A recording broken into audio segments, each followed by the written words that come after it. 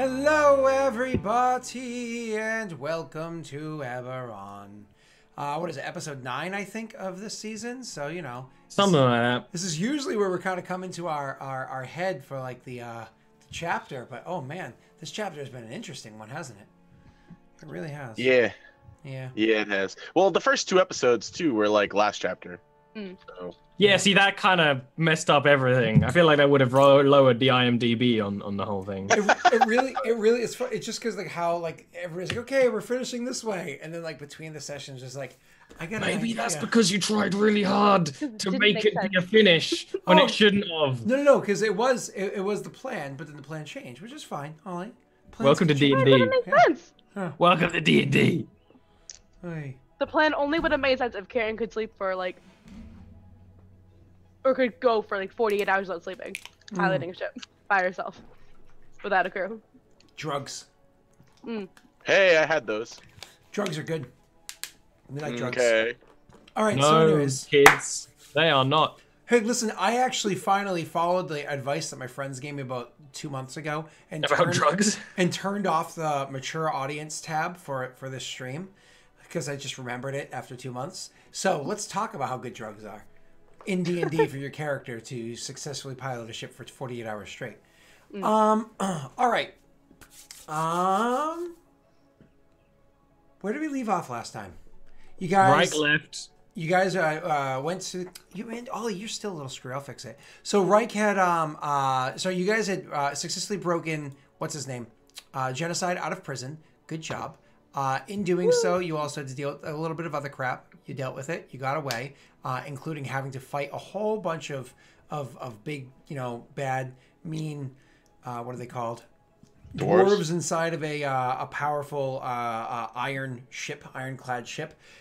Got past them, continued to sail away. In doing all of this, of course, making enemies with the greatest prison, and possibly another house that probably didn't care about you beforehand, but now a new house. But in doing all of this, you did succeed in breaking out both genocide and Holdren. And now I think you guys are kind of curious as to everything related to genocide. We're going to pick up this campaign with, as we said, we're not going to do things immediately. We're going to have things kind of like picking up. You want some time to pass before you bother genocide. It's going to be the next day, okay? So... Did he move from that spot? No, he is not. How? Mind you, he's not just like staying perfectly still. He's looking around, kind of like taking in sights and everything. But this next day is when people really start to notice. If your character hadn't prior, you definitely notice that Stalwart is different. Very, very, very different. So... We already did that last week. Okay, I wasn't sure if I had missed anybody. Cool. So the crew doesn't really seem to notice, with the exception of, like, say, Maya.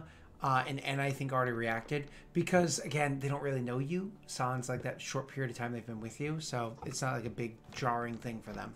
So anyways... I feel like they would notice more than anybody, though, because they're all elves. Yeah, but a lot of those elves make themselves seem dead with face paints. Yeah, they might have just thought it was makeup. Like, yeah, he just took the makeup off. Yep. Exactly that.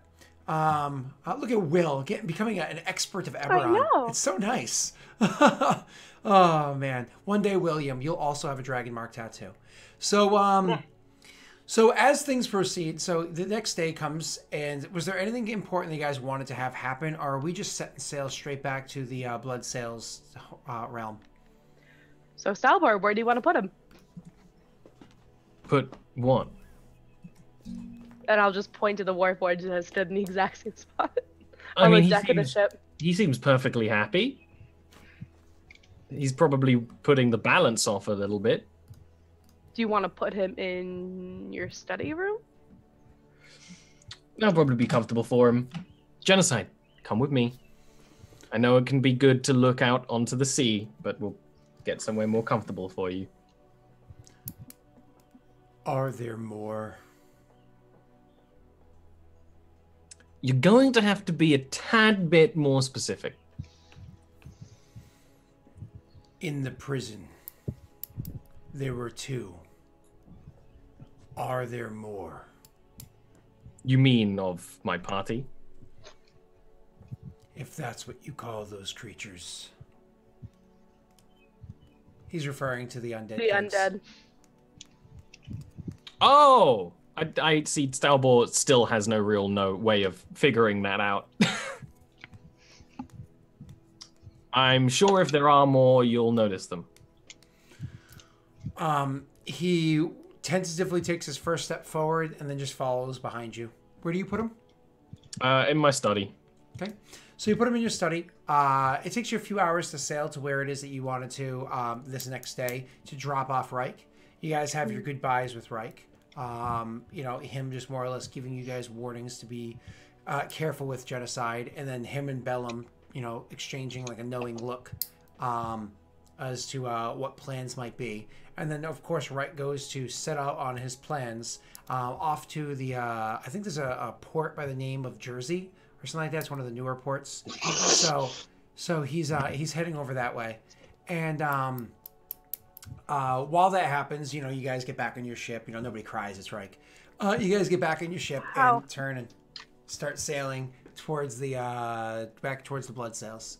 How many days do you want to let pass before you choose to approach genocide? Maybe I would say a week. That's really more Stalbor's thing. I don't have anything I wanted to say to him in particular. Well, I do want to talk to Haldren at some point. I did tell you already, though, that I wanted to have a conversation with genocide with you there as the captain. That's true. We should probably just do him and Haldren together with that. Like, listen, this was going on. Yeah. Welcome to the team. Welcome to the crew. So we'll even do this on the as we the can't sun's take you anywhere. So as the sun's setting on the second day, we'll have this team conversation, supposedly important ones, right? So as the sun's setting on the second day, you kind of the sea seems calm. You don't think there's going to be any incidents today or whatever it is. You call them together. That was just a zap. You know, sometimes Kyrann gets like a you know. When she does like get static shock from like her socks rubbing on the ground, it's like a lot worse.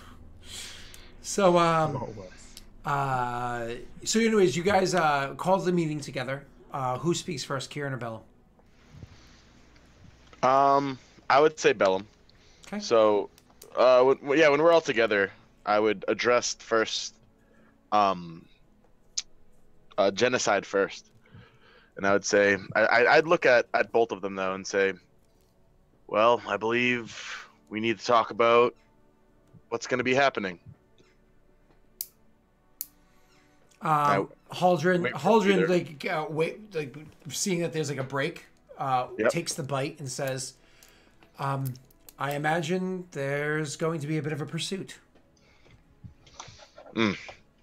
Well, yes, but beyond that, and I'll turn to Kyrann and say, perhaps we should be filling these gentlemen in on what we're doing, and thus potentially getting them to join our cause.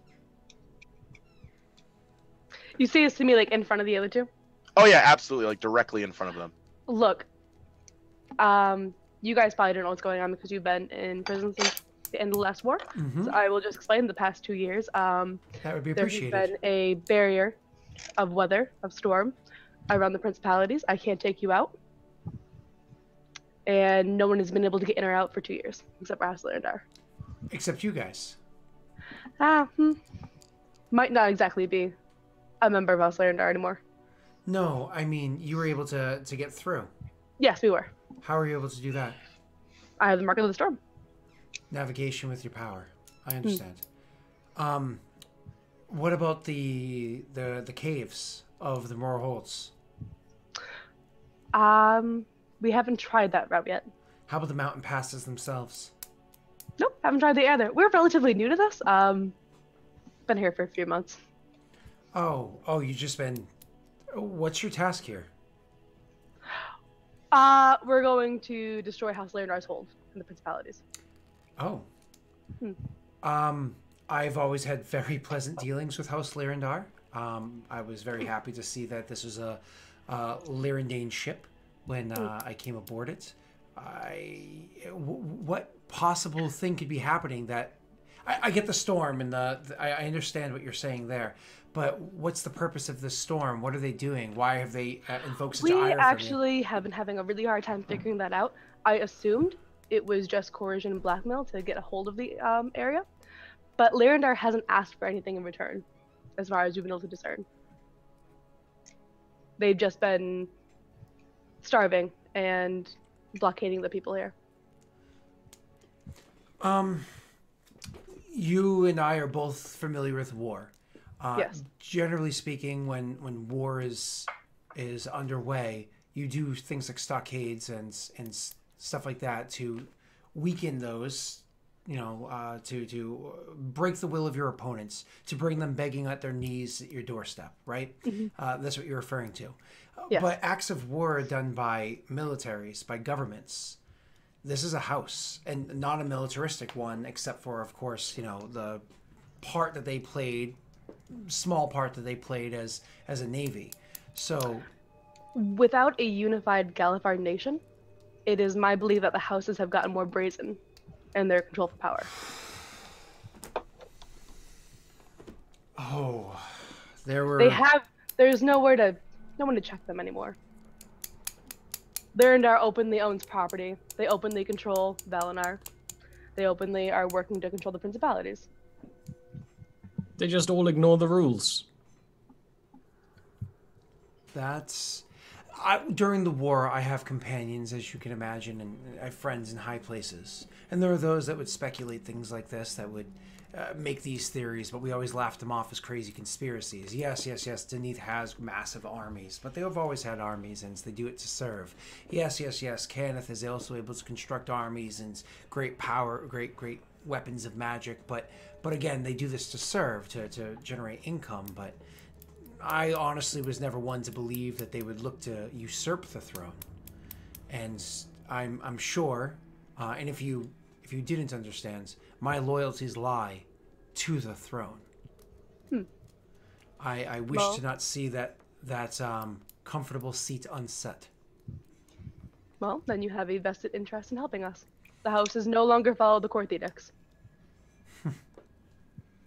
I'm honestly not very well versed in that because it was that wasn't my job. Do you have a basic version of it that I can read? Something to very brush basic. Up on. I would appreciate anything that you would have to kind of brush up and lend aid where I can. All right, pop quiz time. Let's see if I can remember them all. Fingers 3. The houses cannot own property. They cannot own land. They cannot hold noble titles, and they cannot hold office in political government. I feel like 2 of those are redundant. No, sir. Yeah. I feel like number 2 and 3 are redundant. There might be another one, but either way, you could be right. Honestly, I don't have them in front of me at the moment. But they can't have armies and they can't have noble titles, right? There we go. Armies. They can't have land. Armies, titles, and lands. There you go. Except for Deneth. Yep. Armies, titles, and land. There we go. That's what it is. All right. So moving on. It's like, oh yeah. That rings a bell. So you're asking for my aid in this. I, of course, am willing to lend aid if Ondare is in fact being threatened. Few questions. Mm-hmm. To what extent are you looking for my aid? Well, you're a very knowledgeable general, and I honestly don't even know what Lhazaar's end goal is here. So any knowledge you can provide on that would be helpful. Also, you're a very powerful pyromancer. That's incidental, but yes, I can hold my own. Is there no way to contact Arcanix? Actually, I don't think anybody here has been able to reach outside communication. Even to Arcanix? How grand is this storm that it clouds the magic from getting to and from Arcanix? It's the greatest school of magic that has ever existed in all of Eberron. Well, the Wind Whispers might have a way to reach the outside. They are on good terms with Lhazaar at the moment. It's possible to get a message out. That's the member of House Lhazaar that isn't about transportation and war. The Wind Whispers? Yes. No, they're a principality in Lhazaar. Oh, I do have to say, if you have any history lessons for this region, I'd appreciate them. The battles that I fought were mainlands. The principalities were an incidental at best. And that's why Lhazaar can do what they do here. he nods like you completely, because he's not stupid, but he's not anywhere near as brilliant as Stalbor. As like you completely like, oh, it kind of comes together a bit more for him. You know what I mean? So I'll give him a basic rundown of what's happened so far. The information that we have on the houses, more or less. The fact that like the Cornberg Chronicle is not reporting on this at all. These people have been trapped here for 2 years, et cetera, et cetera. More or less every area that the houses have their nails dug in. All right. Mm-hmm. I will lend aid as long as my aid is to the benefit of Onder.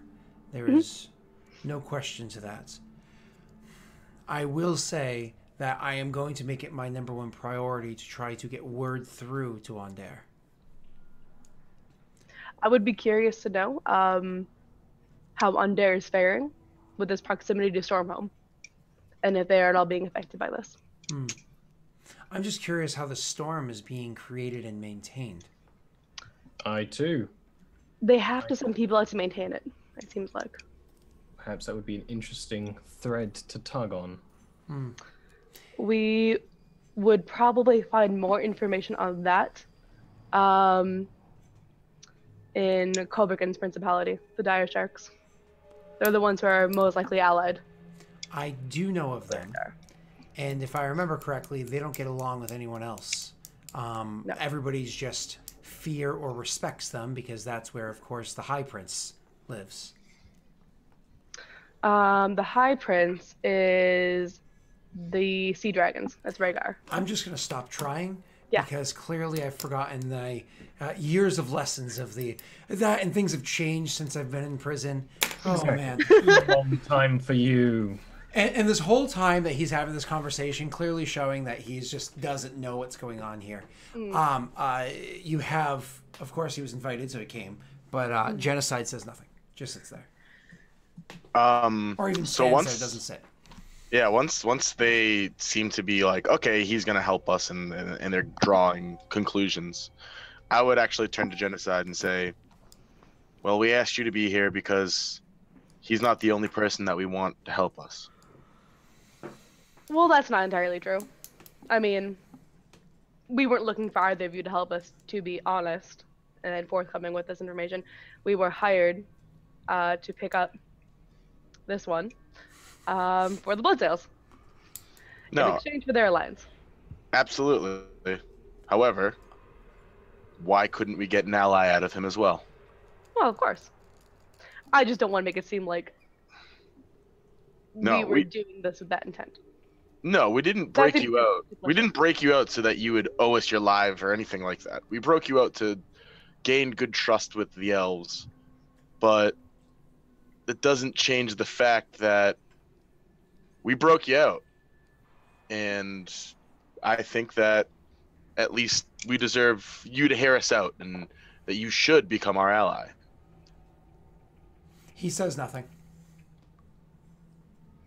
Are you going to acknowledge me, or are you going to ignore me, or are you pondering?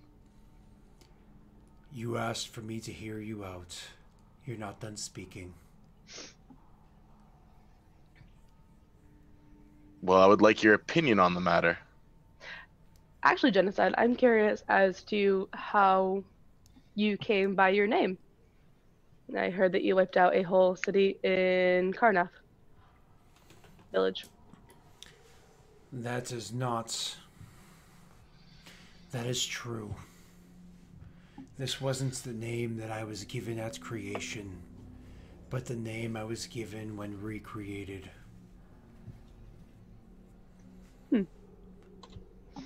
There was a city that died. It died because of me. I came through the fog upon a town in the lands of Karnath.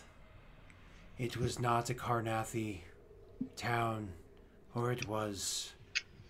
There was many halflings, and there were many Karnath soldiers, and there were Karnath unliving soldiers. They changed around me. They transformed, and when they returned, they had not their minds, but the desire to die in pain. And so, chaos sprung, and everyone died from the chaos. All the halflings, all the Karnath, and all of the new creatures that were made. I was blamed. The massacre was by my hands. This is what they would say. And so, I got the name genocide for their deaths. I was transported to Korth for my trials, and the guards changed, and chaos ensued, and more died. And once again, the name of genocide was placed upon me. I never received a trial. There should be no record of where I was placed, and yet I was there, and expected to be there for all time. I was not created this way, but this is how I am since the incident. And I would like to know much more about that incident. Stalbor, how are you feeling, by the way? Are you feeling murdery at all, or? Yeah, there is that realization on his face. No more than you. That's not a good thing. It's not reassuring. Haldren says, I'm sure we all have more than enough blood in our hands, but do you have intent in just killing all of us? No. This is Haldren to Stalbor. No, but I fully intend to examine your powers in greater detail, Genocide, including what they are doing to me. I was incredibly saturated by powers of necromancy, a ritual gone horribly wrong, a spell that was incomplete. You have cured me. Whether it is temporary, whether it will turn me into a chaotic creature of madness, that is something we'll have to wait to see. It would have settled in by now. They all... I am an elf. It might change things. Karnathi unliving are not all human. They're of all kind. And the skeletons and rotting creatures all turned and went mad. I guess I was never all dead. That's probably a good thing. Considering.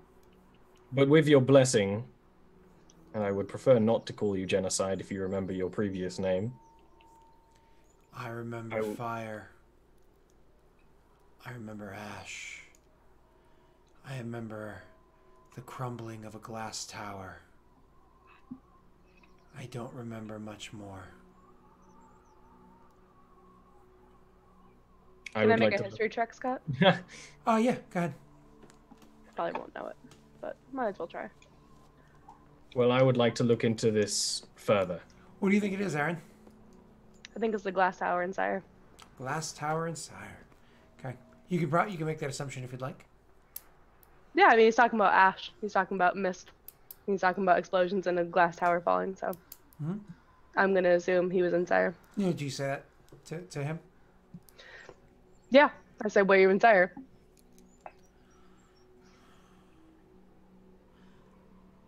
Sire is no more. That is true. I was there. I was there. Breelish flag. Held by the Bannerman. The field. Several armies. We were charging.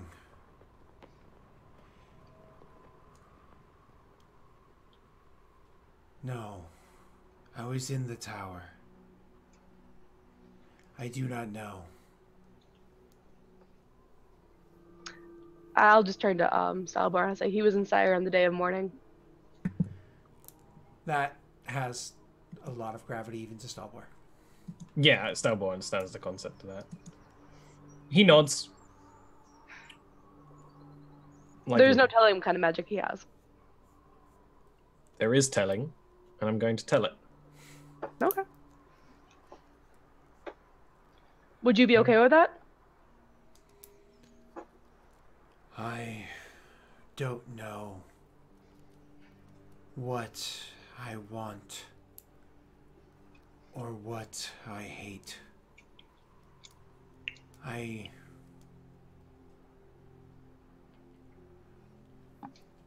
I've been there, buddy. Maybe just finding out a little more will help you find some closure. I know it helped for me. He doesn't respond. There you go. And I would like to know what we're giving to the blood sales. Just in case. I'm not familiar with the blood sales. This is another organization in the Principalities? Mm. They are made up of exiled members of Eberron. And what would they want with genocide here? I assume they know of his abilities. They've heard the rumors and are chasing them as opposed to the title, right? They have an interest in necromancy. Unlike Eberron. So they are not very different from yourself. Yes. Yes, that seems to be the case, doesn't it? And you don't trust them? You're not going to work with them? Oh, I'm working with them. It doesn't mean I'm trusting them. Everyone on Eberron is out to betray me in some way or another, aside from Kyrann. I'm sorry, I thought I heard pieces scratching on the board. You said, what are we going to give to the blood sales? I extrapolated They wanted from that. genocide. Yes, but you're going to give them something else instead, which means you're not trusting them. You're not going to work with them. Oh, no.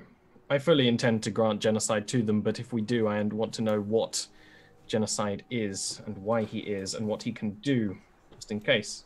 Well, how long is the trip between here and there? He says, turning to Kyrann. Kyrann, it's about 2 months.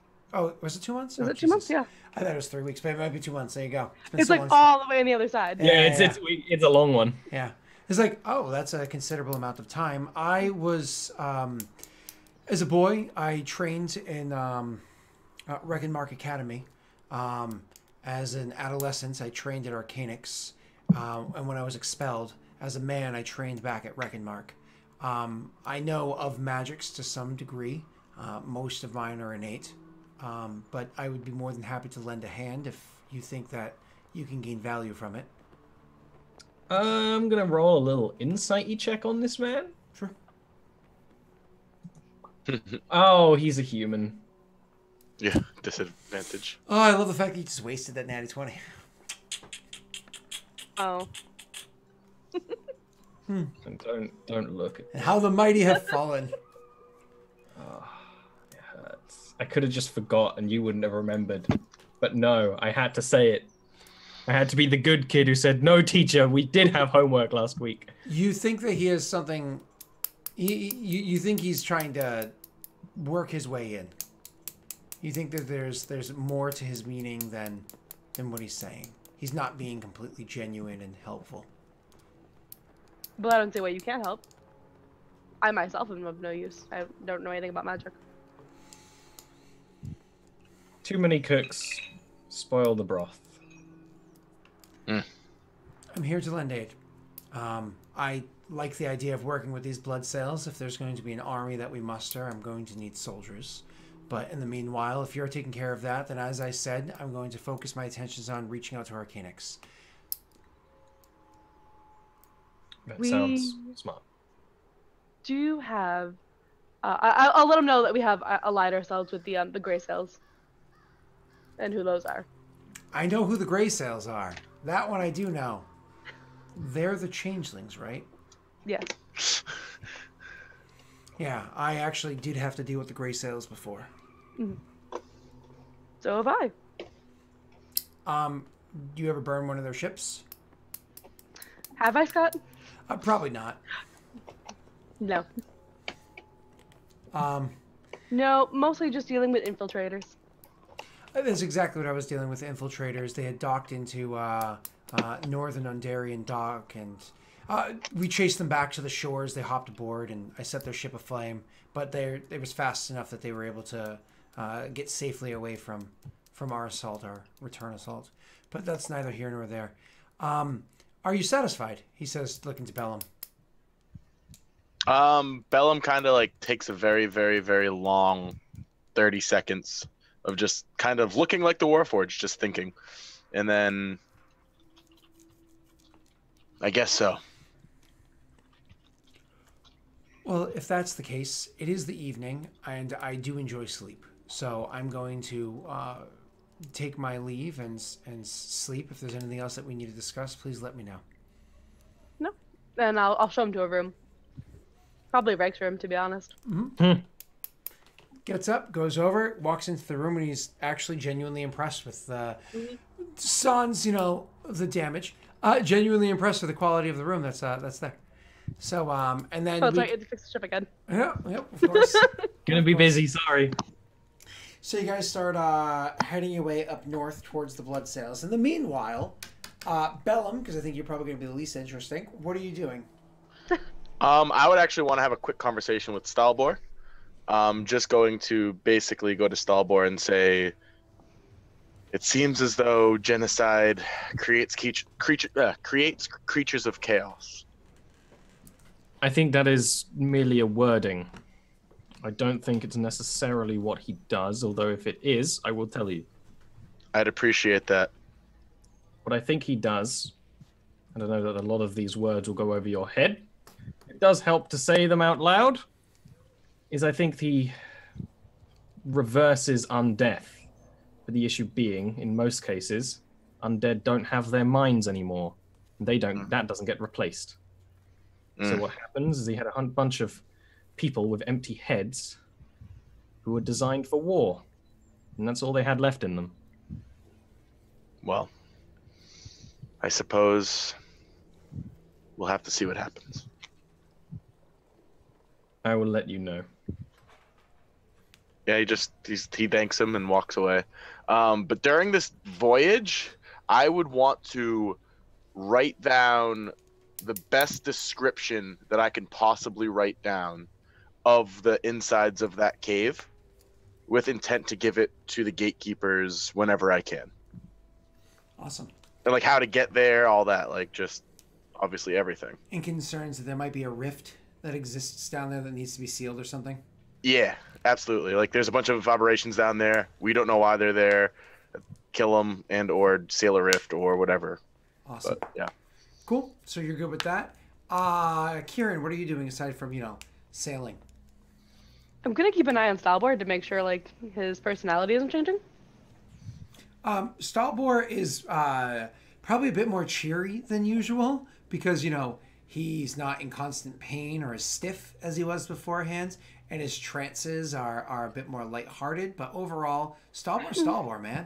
He's probably like a little romantic even. Something you probably would pick up about Stalbor is Stalbor was always fucking brilliant, especially after he read that book that he got. However, since he breathes deeper, more oxygen to his brain, synapse firing better, he almost seems even more brilliant than he was before. Very quickly putting things together, making connections that he otherwise wouldn't have, so on and so forth. Having full-on conversations with you while at the same time solving arcane riddles that he had in his mind in the background, and still maintaining the conversation while doing these elaborate writing them out and whatnot. He's brilliant. Writing with both hands. Yeah.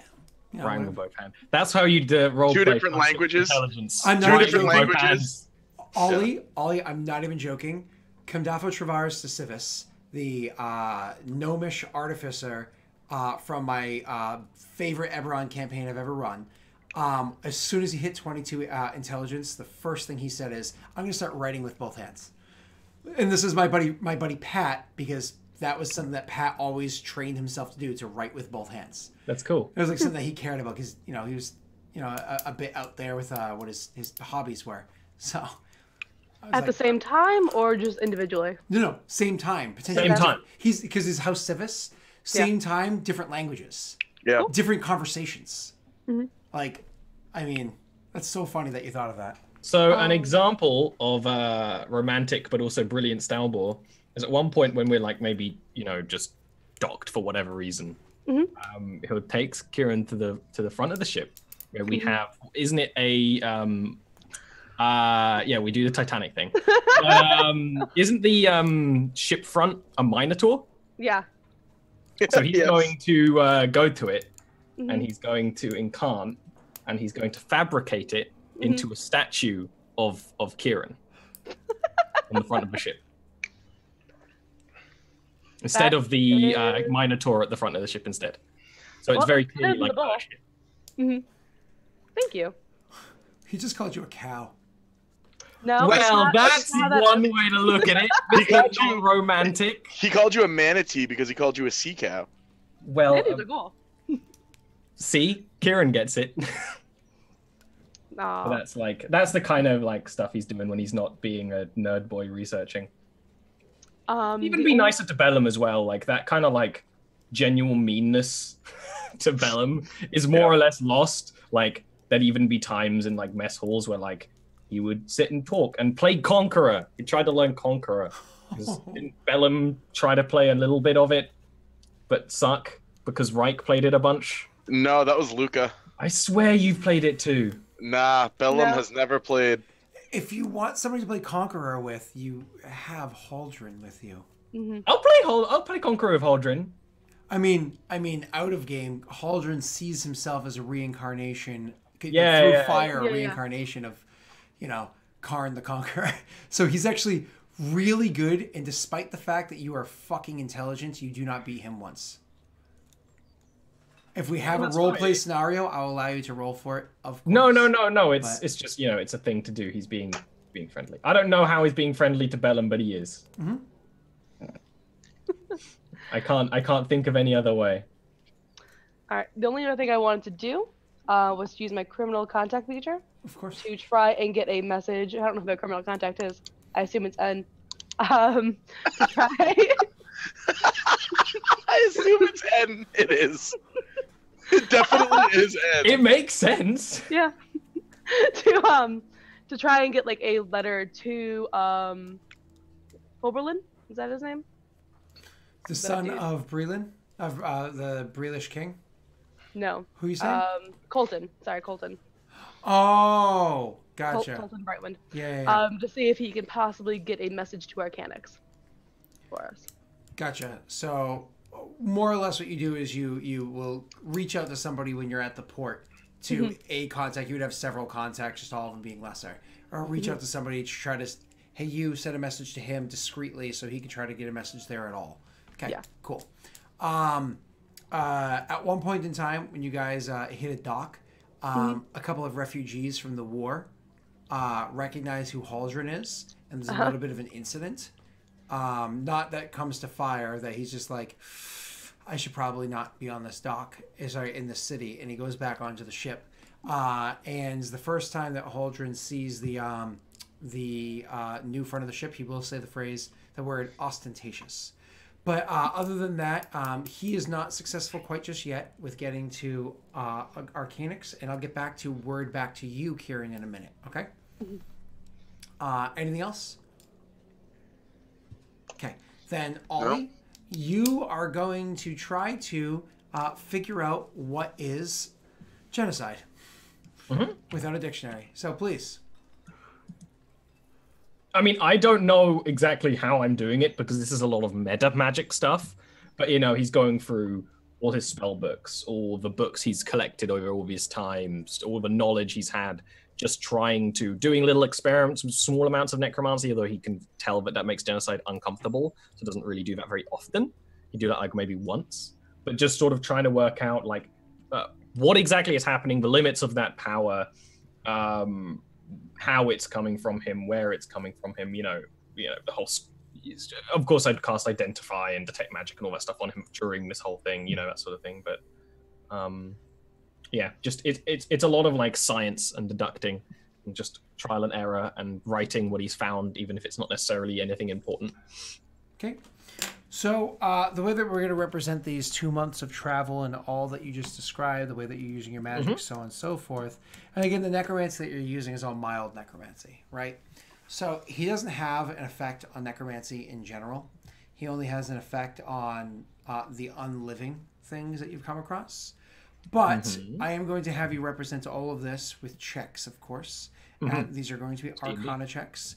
I need 5 of those, but before you do... I do have advantage on Arcana relating to necromancy. Sexy.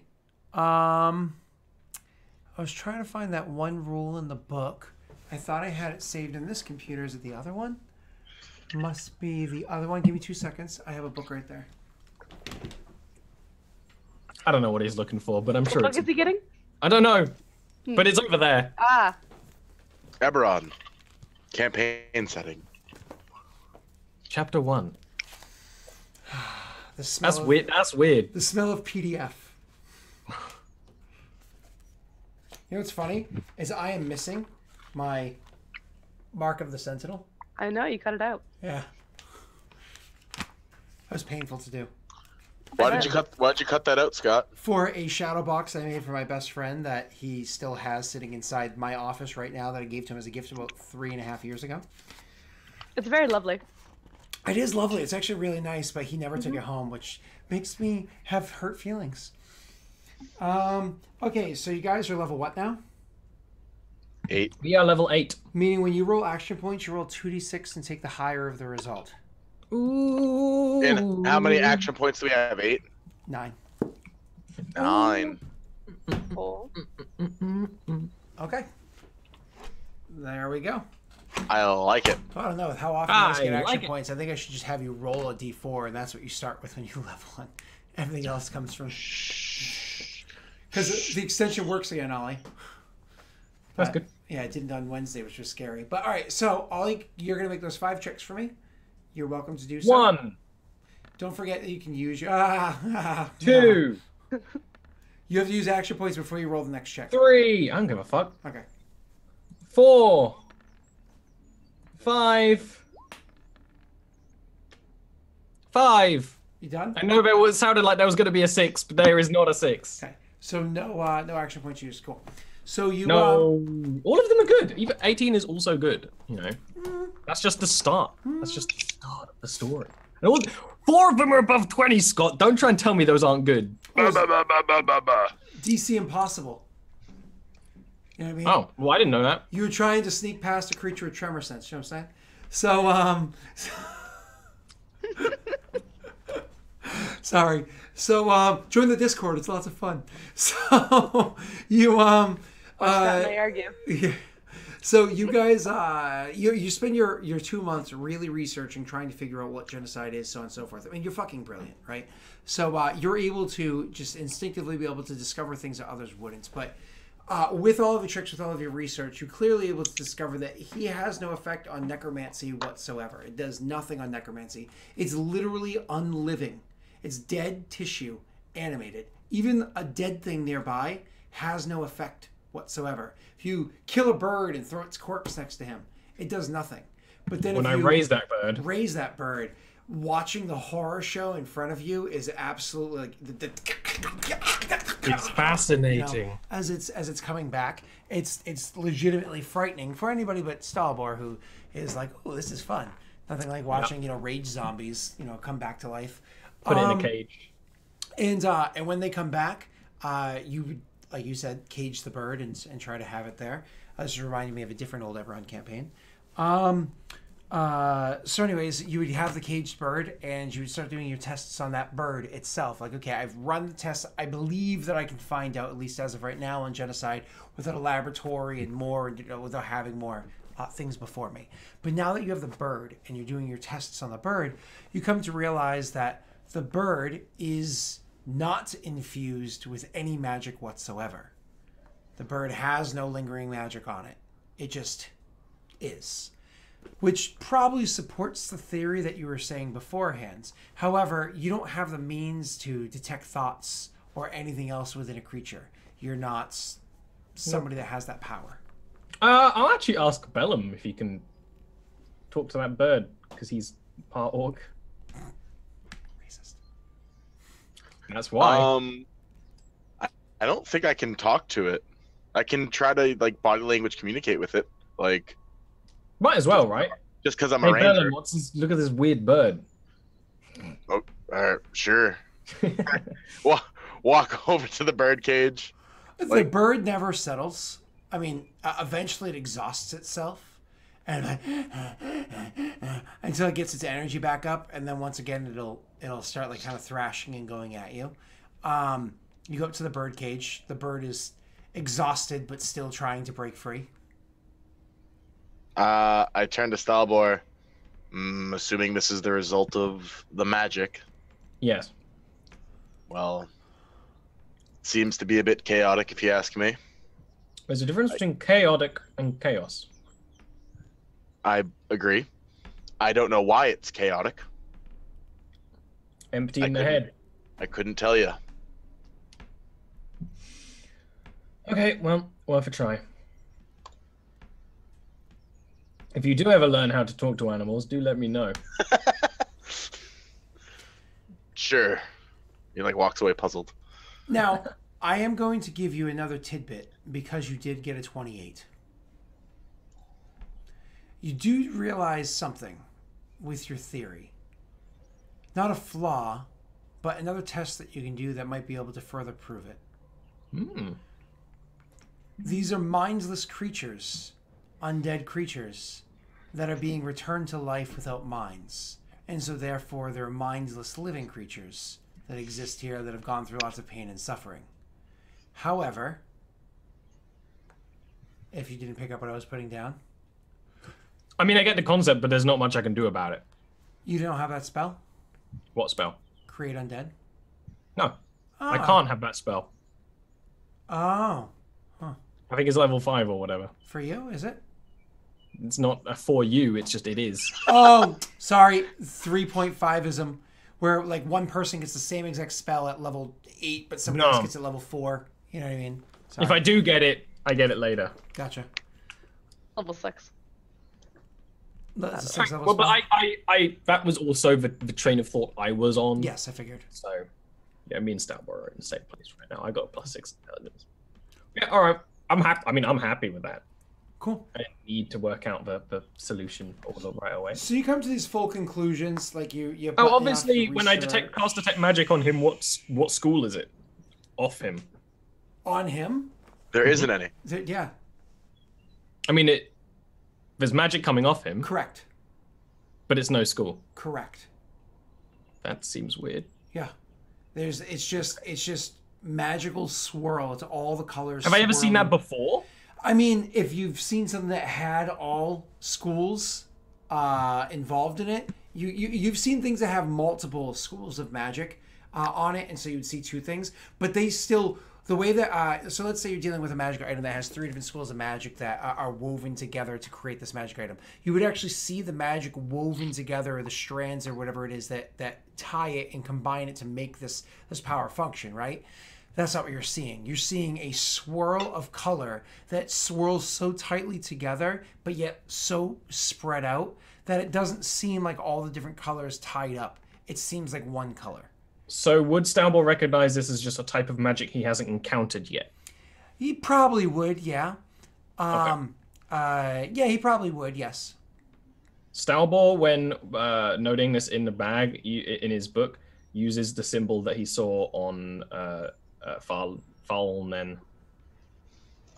You said there was an extra school of magic he'd never seen before, a symbol, and that's what he uses to note it down with a question mark, an elvish question mark. It's upside down. That's it. That's all. I was just thinking of other like mechanical things I would have been given from that, but that's it. Cool. There you go. So there's not the other thing that you've been able to discover. Last thing I'll give to you is that it's a range thing. If something is near him, very close to him, it happens very rapidly. If it's at a distance, it happens very slowly. What that distance limit is, you're on the ship. You're in the limit. Okay, I will tell Kyrann that we shall not dock at Falnan. We will get close and we will send a message. Okay. Okay. And I will tell her why, of course. And so I'll show her. She won't understand it, and then I'll explain it. Unfortunately, even fly spells and stuff like that Kyrann will be able to provide for you are too short-lived for you to actually totally test the range of this ability. So, how far from that dock do you want to dock when you finally... And this is a conversation that you can now have with Kyrann because you kind of button up the research. Well, exactly, it is with Kyrann, right? But it doesn't need to be necessarily roleplay based because it's more logistics than that. I'm actually going to... Before you have that conversation, getting back to you, Kyrann, you had sent a message over to him. Yeah. About the excuse me. More or less because you guys aren't friends, but you're not enemies yet. So trying to get the favor from him. So he does. You do reach out towards him and seeing if he can get word to Arcanix, and he'll actually have word sent back to you, Animal Messenger.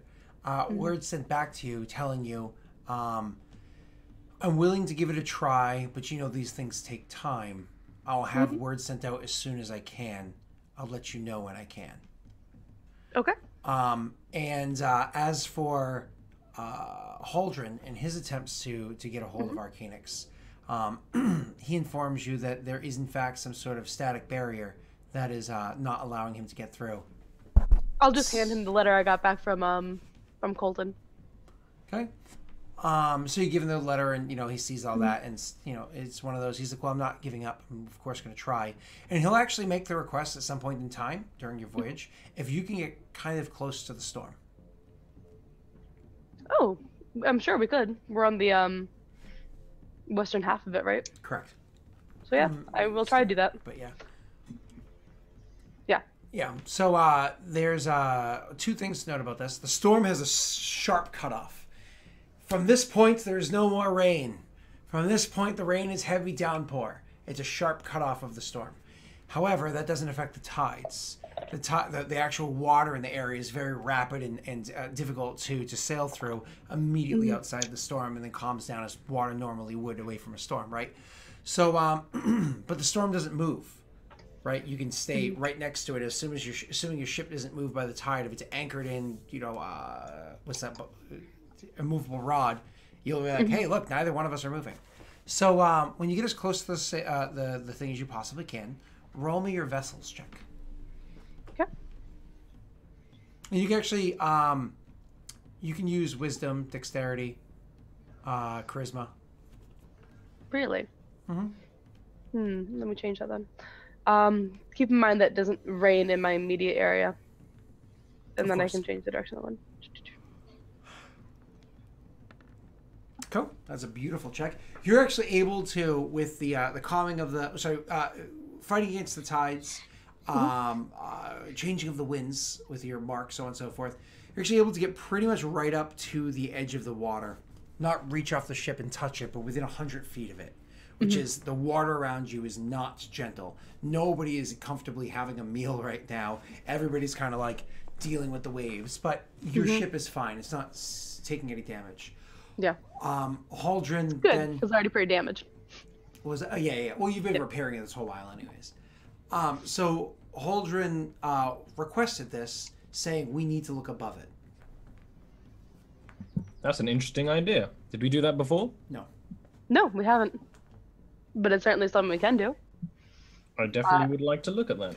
When you come, I can send both of you up if you want. I could bring all three of us. Yeah, he can get his carpet. Yeah. Your carpet's stupid, and I hate it. Wow, What? I love the carpet. I think got it's to such admit, a cool thing. I prefer Kieran's magic to the carpet. The one time I was on that carpet, you dropped me. I warned you. So Next time, hold on stronger. I have N take the helm of the ship, of course. and I'll cast Fly on Starboard Eye, and Haldren can go on the carpet. I'll take Aldrin up there. That's so good. It means 4 of us could be flying. That's so cool. So, you know, of course, with the carpet, one of the things that as he's going up with you, he says to Bellum, there are many a battlefield that one may face, and when you come across an enemy with a wall, you must learn to either go over it, go under it, or if you have the right tools, go through it. Luckily for us, we have Kyrann in that scenario. Sure. He's like, thanks. Yeah, basically. Thanks, General. Thanks. Like, I've been traveling with her for several months, and I know what she can do, basically. But I'm not going to say that. Yeah. I hit him with a sure.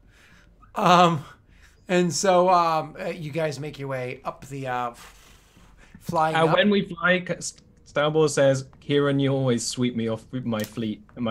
And then he laughs and flies as fast as he can to punctuate. I roll my eyes at that one. His bare feet have twinkly toes. Definitely a joke for him. Sometimes you got to make yourself laugh. All right, so as you guys are flying up, and it is a good distance up, this height of this storm. I mean, these are storm clouds, so they are reaching. Even though the lowest part of them is not very high off the ground, you then have to cut above to the higher parts to actually see above them. So it takes a considerable amount of time to get up there. But more important than that, the winds going up there. The winds in this area, you're outside of the storm. Yes, we already discussed this, but once again, there is a natural effect that happens to the immediate environment. There's a whole like sort of airflow thing, right? Correct. Kyrann, you of course are not affected by the wind whatsoever. This is an easy flight for you. Are you able to do anything whatsoever to aid your companions? I am. Hold on one moment. Thank you. I'm trying to find it.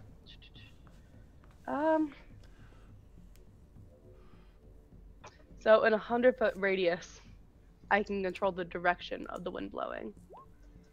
So the winds are still really strong, but I could have it blow like upwards. And that, like I can have it blow like in the direction we're traveling. As opposed to in your face and crosses and into the storm, onto the ground. Of course. So I can try and control. I can't make it lower or higher as far as like force goes, but cool. Because again, when you deal with a storm, the winds comes in multiple directions. It's not one direction, right? They have all the crosswinds. So you're actually just funneling all that to like a tube up. Which in doing that, you actually cause it to aid you guys in your flights, take away the concerns of it. It's one of those, as soon as you realize your companions are struggling, just kind of like and do that. And the ride up is a smooth one. As a matter of fact, the ride up here, I was actually going to make you guys make checks. Because it is a very high flight and you only have so much time that you can fly. However, Kyrann expedited it and reduced the difficulty enough that you are able to get above the clouds.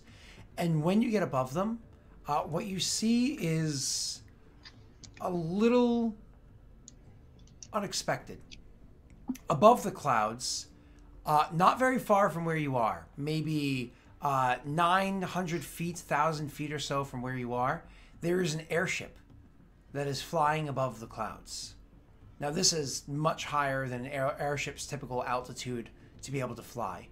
But more important than that, as the airship is flying, you can see that there's something underneath the airship that's causing literally magical energies to pour underneath it and into the clouds below. You can see that, like, usually you have to cast magics or fine-tune your eyes, or it takes years. You can literally see the magic pouring out of these crystals into the clouds below as the ship continues to move. It's actually moving away from where you guys are. It looks like it just, Kyrann, you can tell by your just skill in seeing these things, and it just recently made a turn. Probably was running along the coast or towards it of the storm, and it's just turned and it's starting to go back away from where you guys are. Can someone please clip Aaron's eyes brighten up when you say there's an airship? It's only one. We could definitely take that. Yeah, you can anchor it now. How far away is it? Yeah. About 1,000 feet, but traveling quickly away from you. I want to take that so bad right now. We can't. I know. There's no way we can catch up with it. I know. But it does solve the mystery. It's more than that. I wonder if it's just one or if there are more going around like the entire perimeter. It's precisely my thought. If we were to take this one, we would tip our hand. Yeah, that makes no sense. Know. But I still want to do it. This does cause more questions. For the first time ever, while you guys are up here, roll me a perception check. This is not the first time I've rolled a perception check. For the first time ever. First time while we've been up here. This is the first time while you guys are up. I know, this is the way you worded it. Good job, guys. Yeah, wow. Yay. Good rolls. Everybody, though honestly Stalboy completely forgot about it because this is something he really gives a shit about. The other two care more. Look up to the sky. Because even during the day, the moons can be seen. Mm-hmm. Yeah, there's a new one, isn't there? Can we see it? Including a moon you've never seen before. What does Haldren say about this moon? I mean, I'll point it out to Stalboy and Haldren. That's the 13th moon. The new one. But more than that, Bellum, something catches your eye, and only your eye. You see off in the horizon, this is not over the storm. This is the exact opposite direction. Kind of like you're looking up, you see the moon, and just like you take a moment because you genuinely appreciate nature. You're a ranger. And you appreciate the sight of just the sea stretching out before you over in the other direction, going as far as your eye can see. And off in the distance, you're pretty sure you saw something twist in the wind, massive wings, and is also cutting across the skies. Does it look familiar? I mean, the shape does, but certainly not the individual. Is it a distinct dragon shape? It is a, strangely enough, a distinct dragon shape. But it doesn't seem to be coming towards you. It doesn't seem to be going away from you. It seems to be going about its business off to the side. You notice it and nobody else. I just keep that internal. I don't tell anyone about it. Okay. Only because he's afraid Kieran's going to throw lightning at it. Yeah, maybe we can talk about this at a later valid point. I was going to be the one person in every D&D party who's like, no, guys, we can talk to the dragon. Wednesday. I was going to be the guy. You're getting payback for Scott. Yeah. Oh, I'll almost always take an opportunity to talk to a dragon. They're theoretically thousands of years old, depending on the system you're playing. So, Right. I just take note of that. I acknowledge the moon. I say to what's his face that's on my carpet. So, did you get the information you were looking for? Or perhaps more questions? Yeah, certainly several more questions, but I did say over, under, or through. Through has been done by you before, but now we see over is done commonly. Over is possible as well. I guess this leads to the question of under, but if we have two other options, we don't need to concern ourselves. How thick is the storm, Scott? The actual clouds themselves? Yeah, like width. Like how vast, how wide? As far as your eye can see. It's open sea on one end, dark clouds on the other. Correct. The only issue is we might not all be able to go over. And he nods and... We just need the right ship. For another time, Kyrann. Well, not that one, but we can get more. We can go to Port Verge. We can steal one. It might be hypothetical to make our ship into an airship. We also don't necessarily need to steal. If we have enough to our cause, we can be granted. I like this guy. This guy's like, he makes sense. It's a breath of fresh air.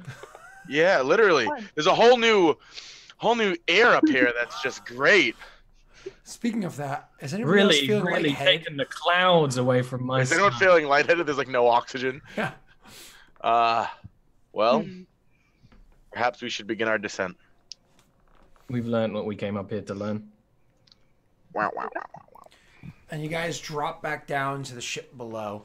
And is doing all right. You know, several of your season's crew are doing the best they can to hold down their lunch. Some of them are failing. And is a very good, genuinely a good captain, good pilot, good at captaining and whatnot. But these are some intensely, and trying to stay in more or less the same spot, trying not to fall into the storm. Yeah, exactly. Without your mark, this is intense. So as soon as you come down, literally as soon as you land on the ship, before you even land on the ship, you could already see the sails calming. Of course, they pulled them up, but the rolled up sails calming.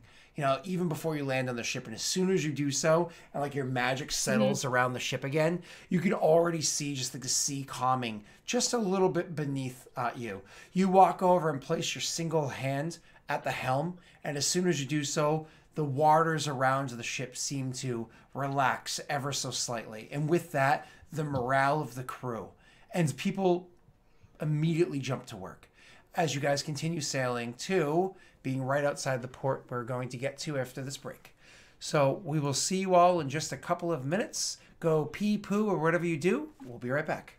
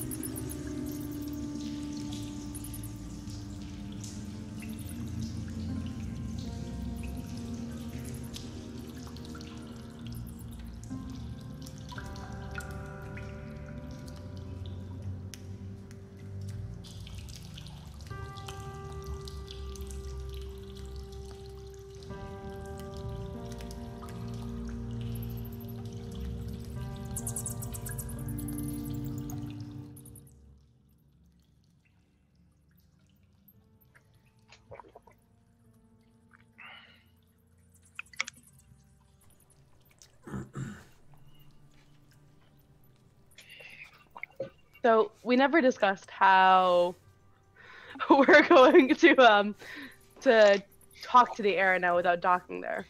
So, well, that's because you guys went to the storm. Yeah. Well, So obviously this is a few days away from. Now, please go ahead. my thought process is, I assume our boat has a rowboat. Yeah. Is that too as far far away? enough or a reasonable distance that we can send that boat out and get people, even if they're sailing for a couple of hours, as far away as is reasonable for the people on the boat. You know, not that they're being horribly overworked, because it's probably like you and Bellum or something like that. Me, us lot. It's probably us four. Rowing at sea is fucking awful. So Yeah. you know what I mean? With a longboat or True. whatever, it's awful. It depends on how far you want that to be, Ollie. You're talking like, okay, what could be bad is like a half mile, but no, I want to be safe. Let's go like 3 miles, and then hopefully Kieran's. Well, magic you know, helps I get don't there. understand distances. Whatever I think would be a safe distance. That's true. You are spatially terrible, which is funny because you're an artist. I also don't understand. Oh man, William, what do you think is a good safe distance from a aura of a creature that you don't know? I would say 1,000 feet would probably do justice. To be safe, call it 2,000 feet. But Which that's is- me. Under a mile. Let's go half a mile. Okay, so what's that? 2,100 and something. Yeah, 2,000 feet. 26,400 feet. There we go. No, wait, that's horribly wrong. Yeah, Yeah, thought so. because It didn't do 0.5, it just decided to type 5 instead. Probably user error, but you know what? I'm blaming. It's like 2550 or something like that, but that's okay. Yeah. So anyways, okay. So I imagine like Bellum's like, we could start up there, and Subwar's like, let's just stop here. It's like literally like, yeah, I'm pointing 100 feet up, and you're like, no, let's stop here. All right, We'll sure. anchor now. And then take the three of us to the island and see what's up. Chat to the people. Okay. I mean, I could totally go on my own, but I mean, I can get us quicker than a boat. That's true. He looks at Karen, then looks at the carpet and like hisses at it. No, I'm just kidding. as I long will as you don't reluctantly do... go on the carpet. Mm. Stupid. It's not. You have a What boat. about my carpet is stupid? Yeah. Yeah, but like we have Well, the we could just take the carpet though. The carpet's much faster, I assume. Like a significant amount faster. It's also Yeah. easier. You just like sit there and pick your fingernails rather than like row. Yeah, like it's like all in all a better idea. So let's just let's just leave that boat in case this damaged boat starts sinking and they need a way to get out. Okay. Yeah, so I guess get on the carpet and the three of us fly to the shore. I would try to be as inconspicuous as possible. Like I'm not trying to make a grand gesture of flying in on a carpet. Giant flying carpet. More Yeah, or less that's what I'm means saying. don't fly over the city. Go up to No, the just dock actually itself and fly immediately to the get dock. off. Yeah. Yeah, exactly. Okay, I get what you're saying. So you guys Fly casual. Yep, fly casual, get to the dock. When you guys get there, a couple of eyes are on you, but you can tell that they're obviously guards to this area. They don't say anything or do anything. You are recognized, if not by your actual. They've seen you before, but at least by reputation. So they don't say anything when you guys dock here, and you start making your way immediately to her home. Yes, to the prince. Yes, and so while you're making your way to her home, you are actually walking by some areas where there's like trees and stuff, and the trees don't like you. Yeah, we know what I'm avoid the saying? trees because there are monkeys. Fuck the trees. Whoa, Yeah, whoa! We do not promote dendrophilia. We removed the mature audiences tab. We don't promote it, but we don't condemn it either because no kink I don't shaming kick here. shame, okay? I don't know if I'm surprised that there's a word for that. so much as I'm surprised that Scott knows the word. And it was I'm not surprised. Hesitation. It was out there. It's not like you Googled it. Scott used to get picked on for hugging trees. All right. I used to be president of environmental club in high school. So you hug the trees? That's what Yes. For perhaps a little longer than was appropriate. If someone, awkward hug with a tree. Can you imagine it? If someone littered anything, like whether it's on accident or not, Scott would give them a dirty look, go pick it up, and take care of it, which is great. But he was like super passive aggressive about it. It's like, oh, I dropped my gum wrapper on accident. He'll pick it up, look at you, and then go throw it away. Which is great for the planet. It's a great cause. Don't need the passive aggressiveness. And never mind. All right, so moving on. So you guys are going to Shane Tassel's house. Shay Tassel, that's it. Because I remember her name is City, which is weird in Elvish. So you hear like the growling. You hear the growling from the trees as you guys are going there. But of course, you know, you're trying to do the best you can to navigate away from them. Again, you are known by reputation by the guards. So guards that otherwise weren't standing by the trees are like, I'm going to go over to the tree and stand in front of it to try to dissuade the thing from coming down. Because they don't control these creatures. They just don't. You know, these creatures exist on the island and are symbiotic with them, right? Yep. You make your way to Shay Tassel's house. Do you want to stop anywhere along the way, or is it a beeline? Straight. You get there. And and a bit later, the door opens up, and she's standing there before you. She looks to see all of you, and then points at Stalbor, and gives him like a come hither finger. And I do. Okay. And when Stalbor comes in, she'll close the door behind him. Ah, so we just kind of awkwardly are outside, Mm-hmm. What's the weather like? You've brought them to my island and my home. Again. I also brought genocide. I did not see him. Her face doesn't change, but clearly her insides did when you said that. Look at me. I have been in the presence of genocide. I believed it was not wise to bring him onto the island immediately. Rather to tell you and then let you do as you wish. The rumors are true. She opens the door and gestures for the other two to come in. Again, moving obnoxiously slowly. I come in. The weather's nice, by the way, but I can make it rain if you want, Ellum. Whoa. No, it's fine. Make it rain. I do have some coin on me. But, you know, it's going to hurt more with gold pieces. Yeah, no, that doesn't work. Might as well. But no. Make it hail. No. And then I go and I sit down in like a speaking chamber or whatever. Of course. And she'll go over and take her seat as well. And then when she sits nice and comfortably, she says, describe it entirely. I will admit, I did not expect you to actually succeed. I hoped, and in fact I prayed many times. It is very rare that our prayers are answered.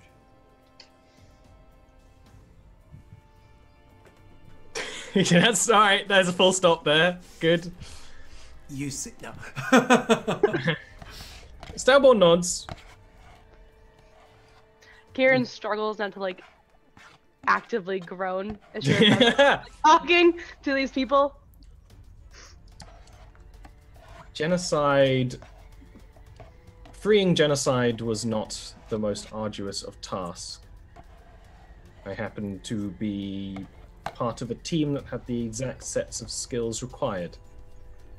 Hold on, question. Are they talking in common or in This is Elvish? definitely Elvish. Yeah. Alright, I use Breaking my him out was gem. never the concern. It's the effect it's gonna have later on. We made very dangerous enemies. We made very dangerous enemies. I point to Salvor and me. Yes. But we did free Genocide from his prison. And I believe he was not right to be there one way or another. I now know of his abilities. I know what they can do. I do not know what rumors you have, but it is very simple. He can restore life to constructs of undeath. As is seen, it has cured me of the marks that necromancy had put on me when exposed to skeletons. They returned to their old forms, writhing, although what has been taken away does not return. He causes madness in those that return. And that is why he is not here with us now, because I am warning you that bringing him to this island may be a risk to your deathless. The creatures you refer to as the undead, they have no soul. Their soul has passed from here to the beyond, and in their return to life, the soul does not return with it, and so there is a break in the union of... Precisely. Then perhaps the deathless will react differently. Remember, this is of course an Elven, so I don't know if Bellum understands what Kyrann does. I do. Cool. Will react differently because they have their souls. I did not want to put your entire nation at risk. This is a choice you may make. We will happily have Genocide board a ship, although I will note Genocide is a free being, and if you seek to imprison him also, I do not believe that is right. I am no slave maker, keeper, or have any interest in that trade. I have use of what was rumored that he could do, but I do not intend to keep him for all time. It is likely that he will even outlive myself in this life or the next. Your concerns for the perils that he might bring are genuinely appreciated. I have these concerns myself, and so, as the leader appointed by and for these people,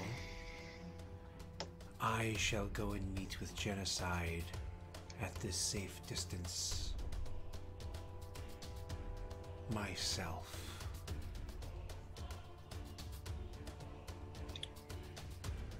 Will you be coming with us, or will you make your own way to our ship?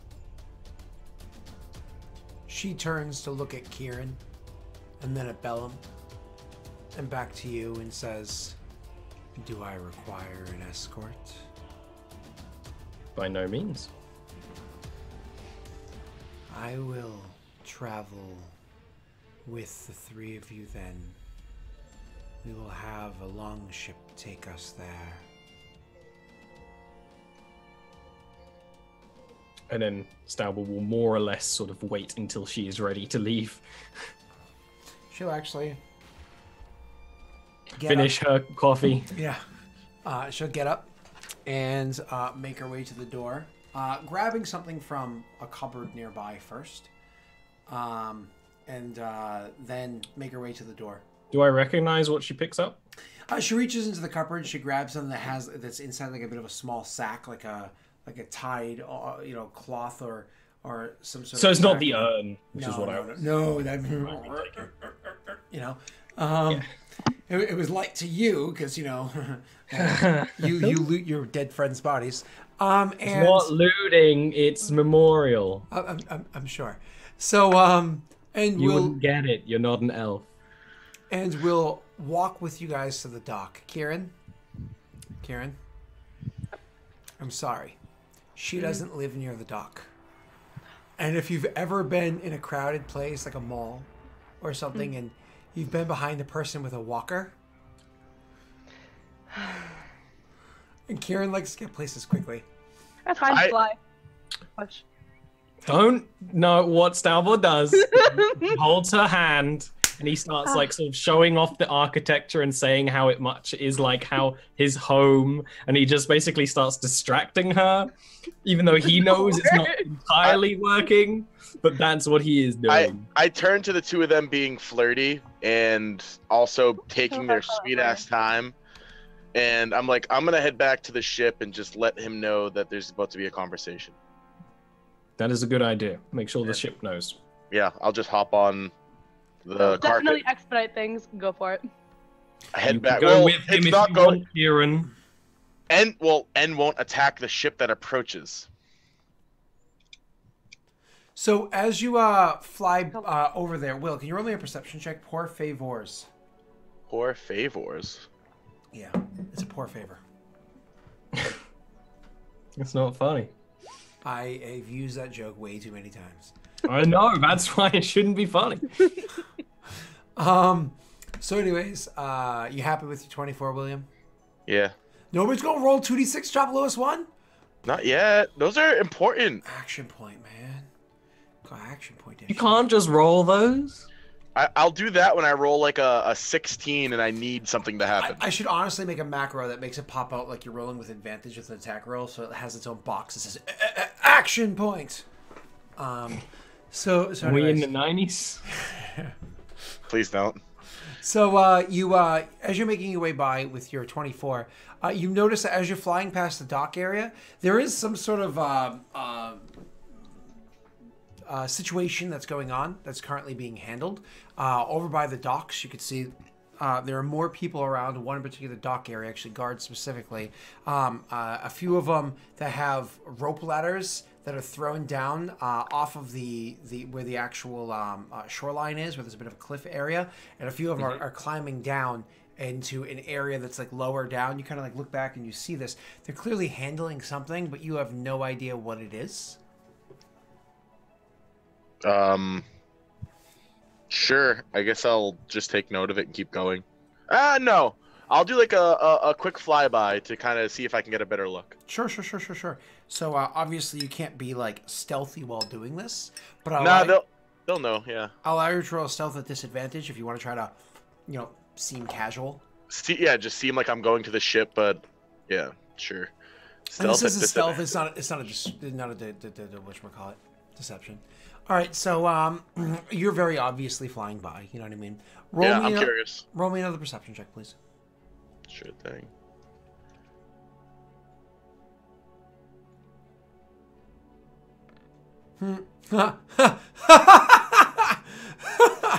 Oh, that's fine. Are you happy with that, by the way? Oh, okay. So you had 4 more, getting a 28. I actually did reduce the DC anyways because you were closer. You know what I mean? I figured, but I wanted to make you happy and use one because you wanted me. How cute. So what it is underneath the dock that they happen to be over by, a few of them standing on, others climbing down like a rope ladder to get underneath. There, you didn't notice this on the way in. Actually, it's pretty well blended in underneath there with the rocks. There's actually a cave that's down there underneath this area, and a bunch of the guards are now at the mouth of the cave, and they're clearly are standing side by side the way that these types of soldiers do, tandem, shield out, spear in hand, sitting or resting on the shield, and they're doing like a step forward thrust step forward, thrust. Very, very Spartan type situation. Very Spartan-esque with their, you know, very ornate armors and shields and whatnot as they're clearly handling a situation. You know, continuing your flyby and trying to see what's happening, you do see a person that is just looks horrifying. Is like literally they only have half of their flesh, half of their body exposed as bone, half of the body exposed as flesh. Runs past the line by climbing like on the wall and like drops down behind them and starts running out. And one of the guards that are up on the actual dock lines up an arrow and shoots the thing right in the eye socket and drops the thing back onto its back out inside the cave entrance. One of the other guards that was part of the line but in a like clearly a less dangerous area quickly turns, runs out and grabs the body and starts dragging it back into the cave so it can't be seen again. Does this thing seem like a disfigured elf or a disfigured human? Can I make out? Honestly, I'm going to allow, because it's so far away, even from here, that it's hard to see. I'll allow you to roll a nature check to see if you can figure it out. It's a pretty solid roll. So you can actually tell that they seem to be a disfigured human. Okay. I am going to fly back to the ship to let N know that they're coming to talk. And I'll wait for Ch.4 and Kyrann to get back, and I'm gonna let them know about some fuckery. Okay. So you guys wait a while. By the time you guys actually get down to the docks, that scenario, whatever the fuck was going on, has clearly been taken care of. It's all like there's more guards there than there were before, but honestly it's one of those you probably assume, because there is zero situation going on right now, you probably assume that it's because the prince is coming down here. So when you finally get to the dock, immediately walks down onto a long ship that has a single elf sitting on it. As soon as you guys get into the long ship, immediately starts rowing. And again, this long ship, it goes way faster than you would expect it to with a single elf rowing it, because of how shallow it sits on the water and exactly how long it is. It just skids across that water so fast. And it's comfortable the whole while. The actual quick boat ride over, do you guys say anything to one another? She has not said a single thing to you guys because you were talking to Kyrann and she wasn't being rude. She's chatty, you know. Yeah, she's pretty chatty. I guess I don't really say much back to her. I mean, once we're back on the way there, there's not so much distracting that needs doing, because now we're on the fast thing. Yeah. Okay. That's true. Okay. So there you go. Now you're going across, and it's one of those things with Kyrann. You're like, oh, I could really use one of these ships, and you finally get over to the area. As you guys are walking over there, you do see at one point in time, it's just one of those things as you go and you keep looking around, you notice at one point in time she does reach down, and she's like, oh sorry, I'm off camera doing that. She's like, you know, stretching out her fingers and her hands and really stretching out the muscles, and she seems to be looking down at herself as though she feels something different. Eventually the ship comes to the actual, it comes alongside your actual ship, and a rope ladder is thrown down, and you guys can climb up easily. Kyrann, of course, just hopping up with an updrift onto the vessel's deck. Knowing that the conversations are going to be with it, because, you know, of course, Bellum gave a heads up to N and everything, so on and so forth, you do have Genocide is standing there, just right, plain view. As you climb up on the deck, you're like, oh, you're like right here. You know, like 5 feet away from, like, you climb up, he's like almost in your face. Oh, this is something I would have totally mentioned, but I totally forgot to do. Please. I would have tried to fix his eyes during that 2 months as well, because they were broken. Do you have... I don't even know if that was a thing that what needed to do or not, but that would be something I also would have tried to do.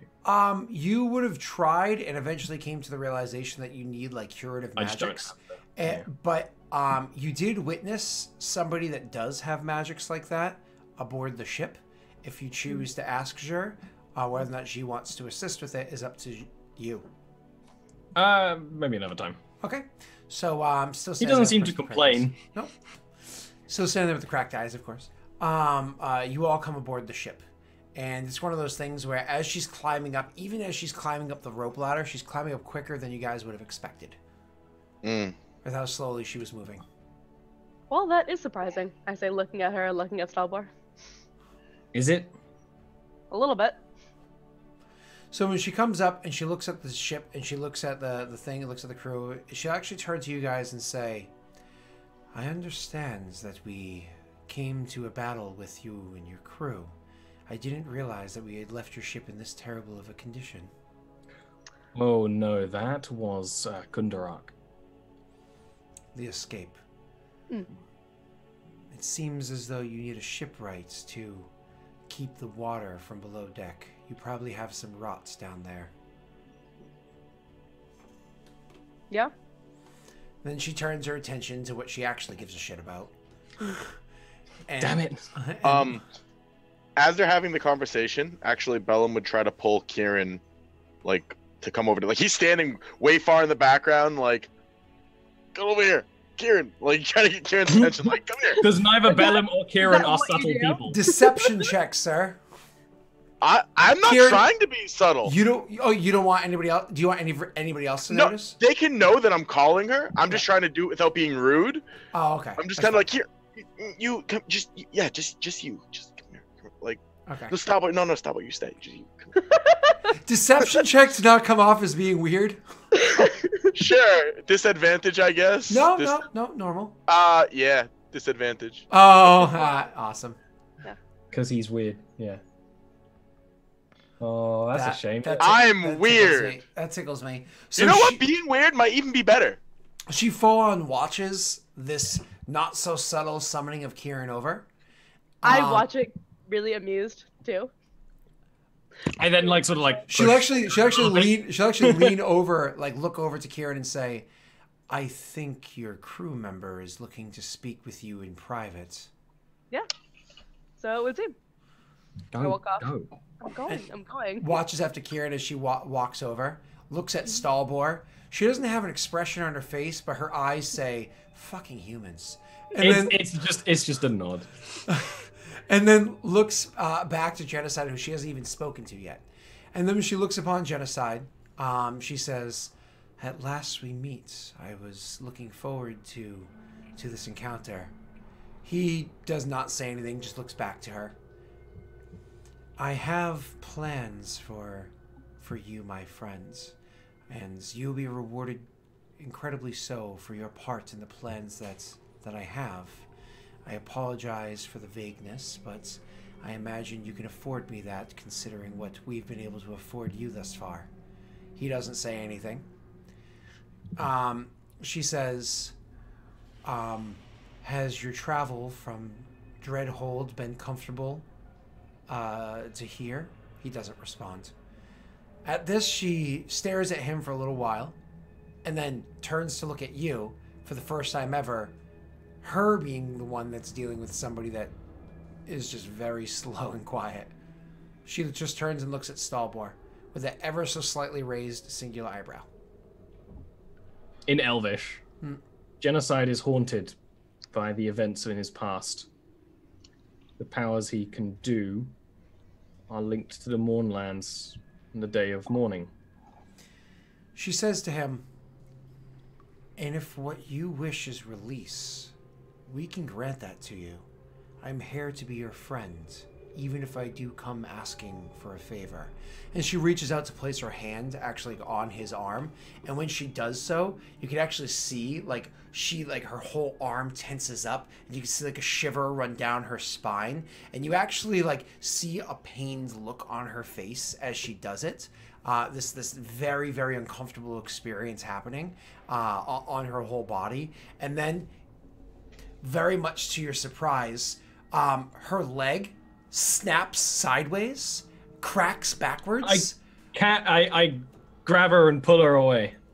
And you pull her away, and then her one leg, her right leg, is actually twisted and contorted in a very strange way. Her foot is kind of like bouncing back. Not her whole leg, but literally the foot at the ankle is like bouncing and moving very, very rapidly.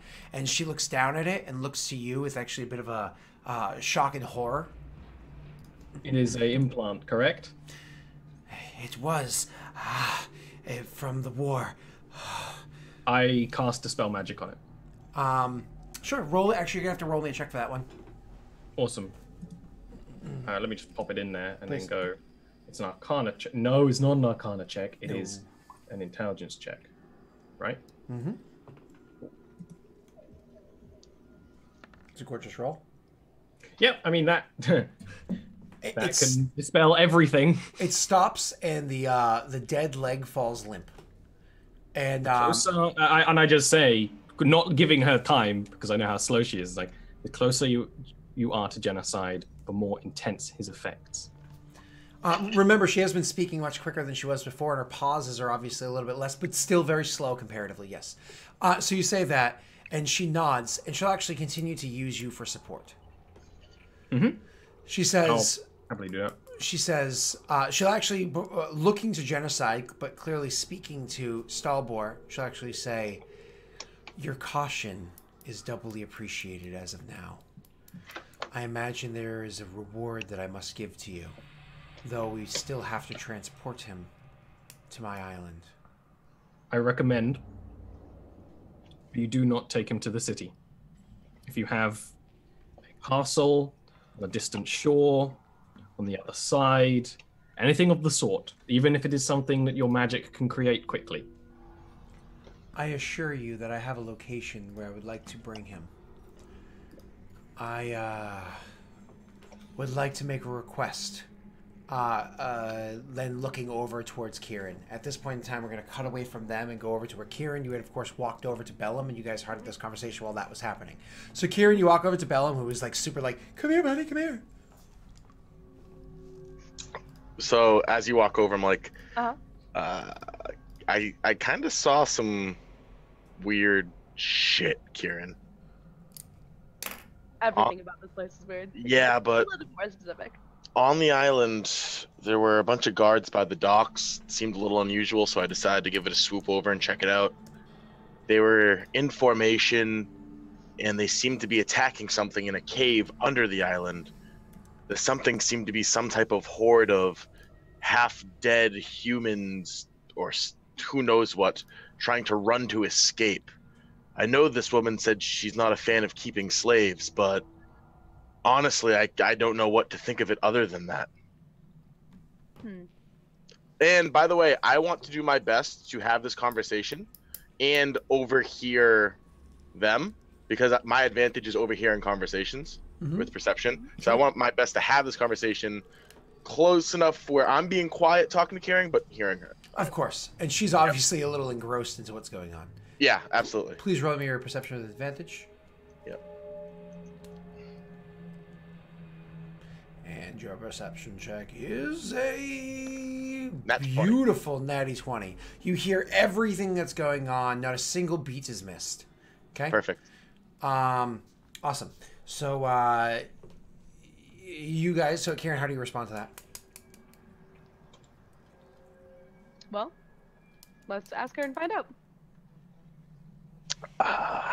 Do you think she'll be forthright? I think if we ask her right now, she's not going to be in a position to lie on our ship. Well, perhaps that's a good idea. All right.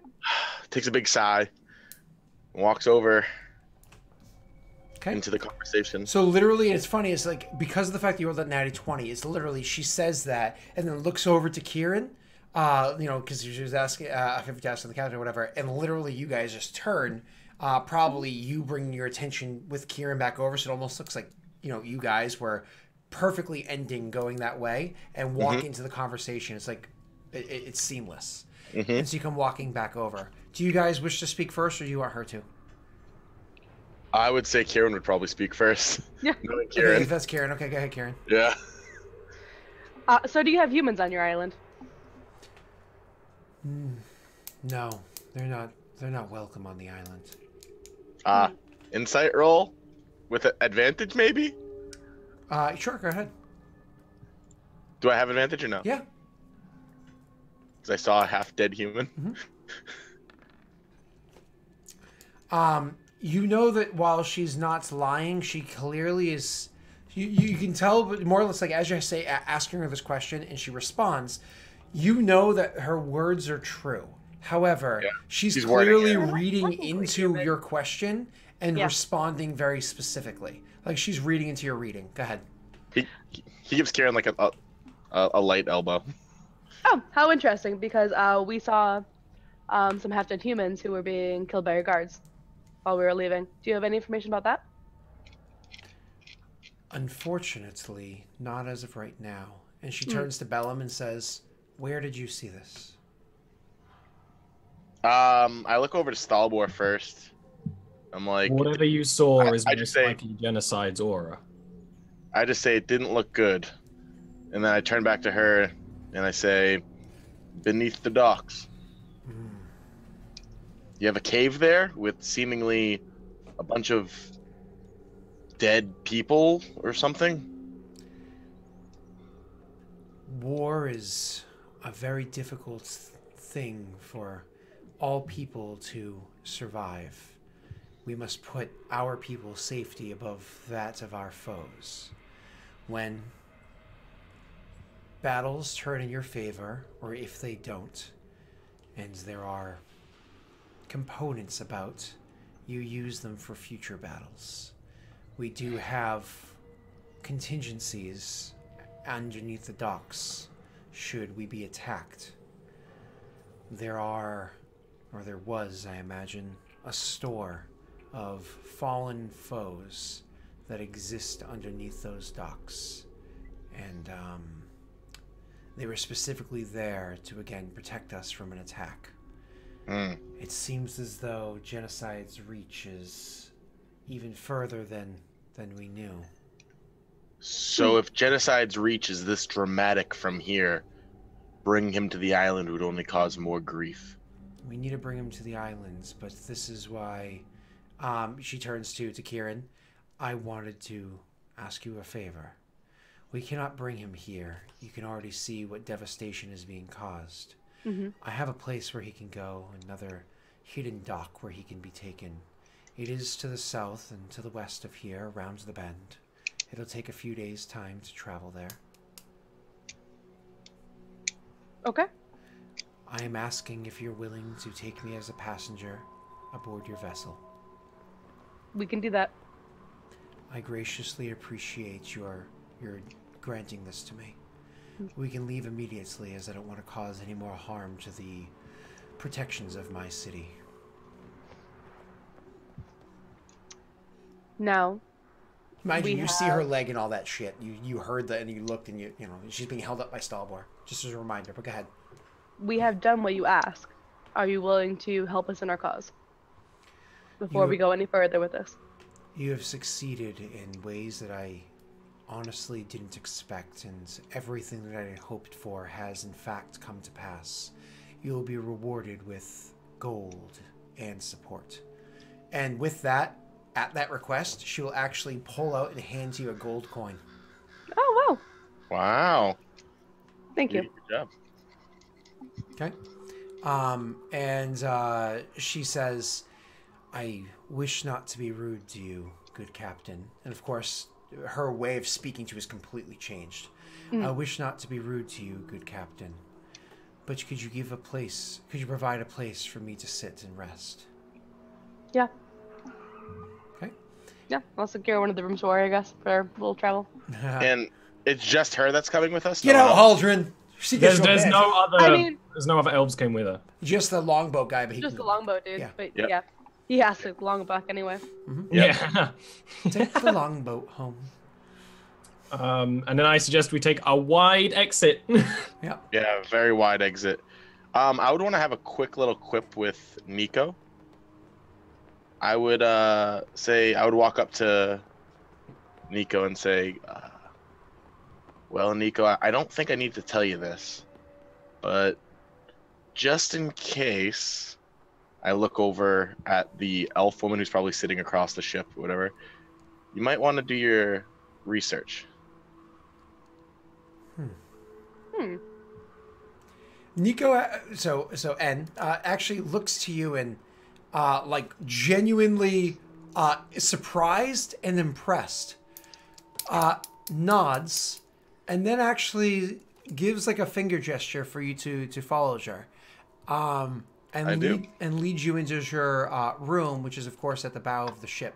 It also took its damages during the fight, and you can see that some of the chests that G had have been busted open, and there aren't the 9 that were there before. There's actually only 7 left because some were lost at sea. But G is actually going to go about the supplies that are there, and I was actually going to take Bellum's aid in trying to put together a different type of outfit that works to make this happen. Absolutely. They also know that I can make clothes perfect duplicates now. Who knows that? Those, well, at least Kyrann does. Bellum knows. I think he would have explained it to Bellum because it's something that they may need on the field. Whether he explained it to N is another thing. But I can make clothing, so if they need an outfit. Cool. Well, she goes about it the way that she usually does, and and will go to put together an outfit that she feels as though works better, and Bellum will, of course, can assist with this, and so on. It's not like she's going to go ahead and put on like a dress rehearsal or anything like that for Bellum. No, absolutely not. But starts putting stuff together and just literally asking for opinions of things that emblemize the culture of the people that are there, because Xi hasn't been on the island yet, whereas you have. Xi also has never been on Aranel. As a matter of fact, the most exposure to Aranel elves that she has ever had is Stalbor and the guy that left as quickly as he could after Kyrann fucked over everything he was working on. And I'm totally like letting her know, like, so Stalbor talks slow. No. Slower. No. Slower. Like, I'm just breaking it down, like, no. And I'm just trying to do my best to let her know what I perceived the culture as. Of course. And so that kind of like fades out. Anything else you guys want to do immediately before I jump to another scene? Go ahead. So I would do my best to make sure that Shane is comfortable. And when she is, I would say quite bluntly, there's probably other conversation that's happening. It's not like this is the first thing I start with. There's like, whatever research you gain from genocide, I would like to learn what you learn when I return to this place in the future. She places a hand upon yours and says, there is much more than notes and discoveries that you can have when you return to this place. I understand that you have to leave because this cause is just too important to you, but you are allowing yourself to pass too quickly, living the way they do. Well, there is much I can learn on Falnen. That is true, and I intend to take my time on it when this is done. So obviously, first of all, what room did you give her? Did you kick Haldren out? Did you give her like Bellum's room, which is right next to it, or like what did you? Yeah, I would do something like that. Yeah, like, Bellum, go find another room. Yeah. Just say Haldren is like, hey. Bellum takes Kyrann's room. No, Bellum takes Bellum can take N's room. Well, no, she has to man the ship the whole time, right? I'm in that room. Yeah. I'm with you now, buddy. Actually, we could just use my study, which is a spare room.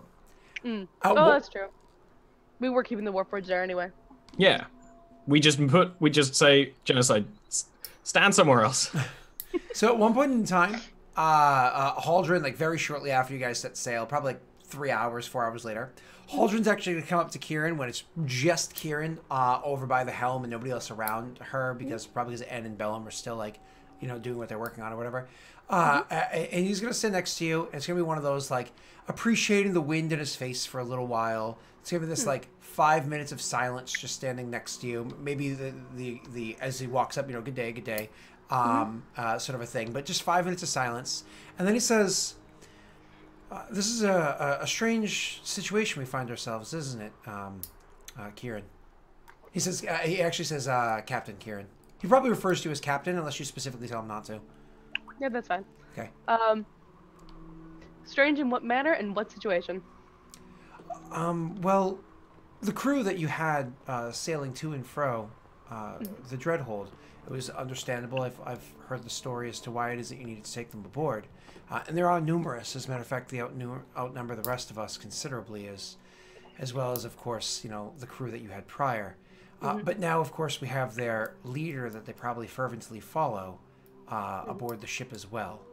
I'm just saying, if I were somebody that keenly put this situation together myself, I would be very, very aware of the upper hands that I had were I in it. I understand. I'm gonna go make friends. And he goes to spend a little bit of time with Shane himself. So, do you guys do anything specific, different, whatever, before again I jump to the next scene or whatever? No. I would spend a lot of time with Shane, just because, you know, I actually don't spend time with elves, and that's good.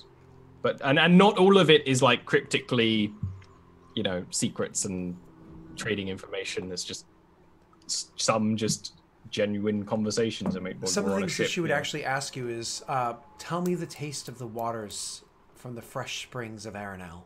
You know, things like that. Things like she's heard in the stories. Because she's probably never been there. More than just she's never been there, but remember specifically her family that came here was the family that passed stories by word of mouth.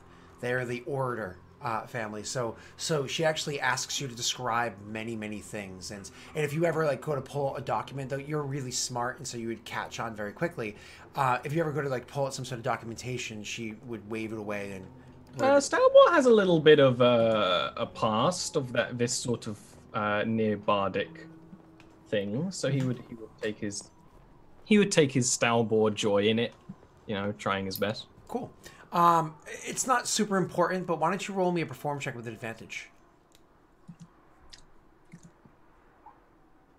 And she's an easy audience, anyways. Oh, well, you perform very well. So you actually perform. The easy audience is why you got the advantage, right? So you perform very well in describing many things to her that she does care to listen to, and it's one of those like she hears these things and she never interrupts you. That's not her personality whatsoever. It's very much a calm waiting as both of you guys take turns strolling on. But she does make connections to similar things that exist on her island, and how she genuinely would like to one day be able to experience the things that you have, only so she could experience them herself, but never with like a jealous or like a that could be better. It's always just genuine curiosity. That not even an inkling of grass greener, right? So anyways. Yeah, I get it. Just how the other people live. Exactly. She's proud of her home. So eventually, as time goes on, so Kyrann, you of course keenly are aware of the fact that the elves around you are behaving very differently than they did when they were under your commands, and even more so since, of course, he put a bit of, you know, in your head. But nobody ever seems to act out of turn. Do you give any commands or do anything pertaining to this, or you just leave it alone and just be aware of yourself? I leave it alone. I'm not terribly worried about it. I know I can kill everyone on the ship, so it's not a worry. Okay. Jumping to another scene before we actually dock. At one point in time, her leg is destroyed, by the way, and she needs to walk. And I imagine actually Stalwart can literally take some of the broken wood that's nearby and craft a very beautiful. Describe to me. That's what I was gonna say. Yeah, describe to me what it would look like. The thing that you craft for her. It would basically just be like a false leg, but it wouldn't be mechanical at all. You give her like a prosthetic as opposed to like a crutch or a cane. Or I would just replace it until it could be. It's still attached. If she wants, I detach it. If not, I can give her a cane. Do you feel as though you have the capacity to do such a thing? It wouldn't have any moving parts. Do you feel as though you medically have the ability to remove a part of somebody's body and replace it with a prosthetic? Yeah, I mean, I did in my backstory, more or less. Okay, sure. I get that. I know your backstory. So if you want to, but if she wants, if not, this is up to her, honestly. It's like if you're going to be working with genocide for a long period of time, that is not going to work for a long period of time. Do you press the issue, or is it just toss it up and take it? Okay, so if you just toss it up and take a response, she says, "I believe this can be repaired," and just kind of like leaves it alone at that.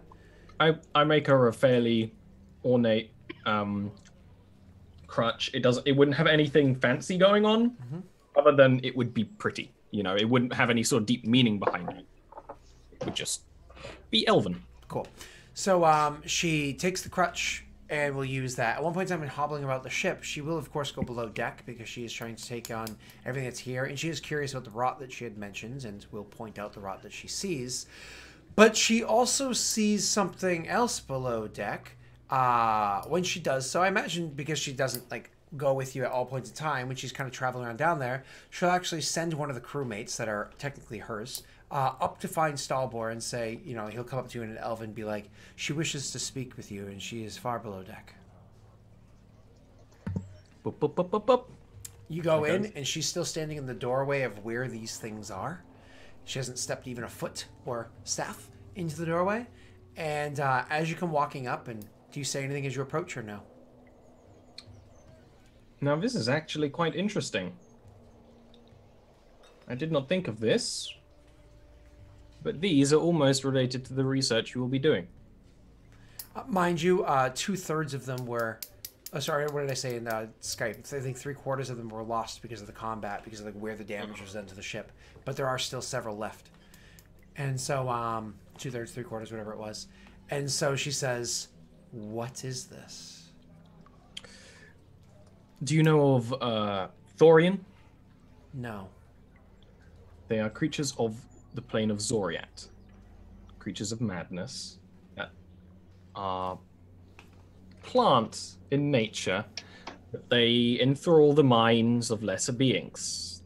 We defeated a Thorian and freed the land from its enthrallment, but these, who were most connected, have their mind removed. So during the whole time when she saw this, called somebody over, had you started speaking, she was still staring at them.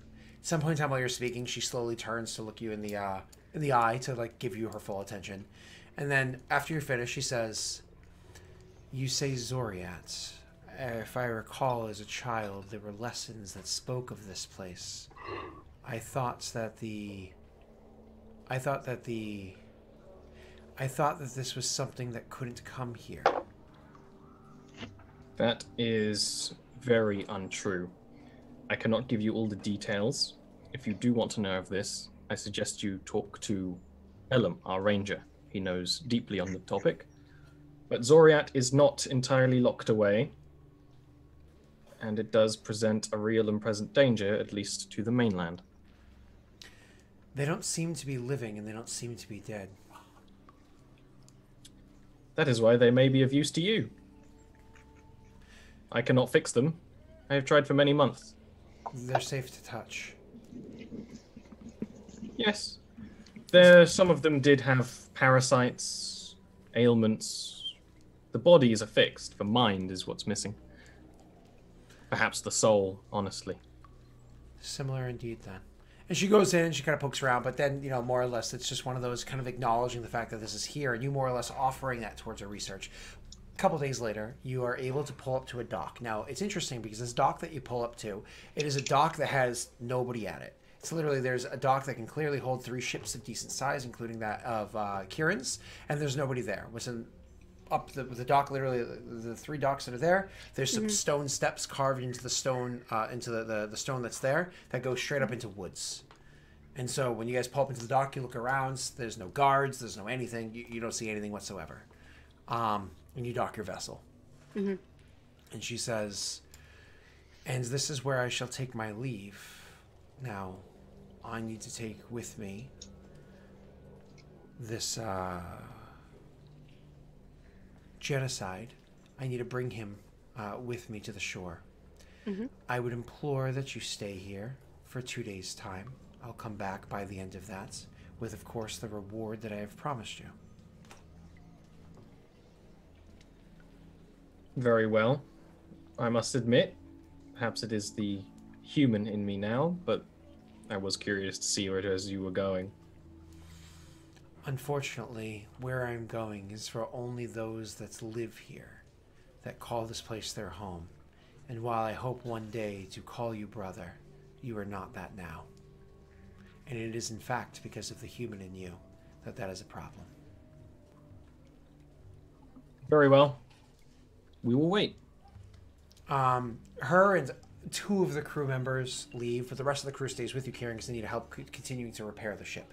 Because you're actually going to be straight up docked for 2 days. And I am just going to, like, pull Genocide aside and, like, just kind of go over everything again so he understands what's happening. And just make sure he's okay with it.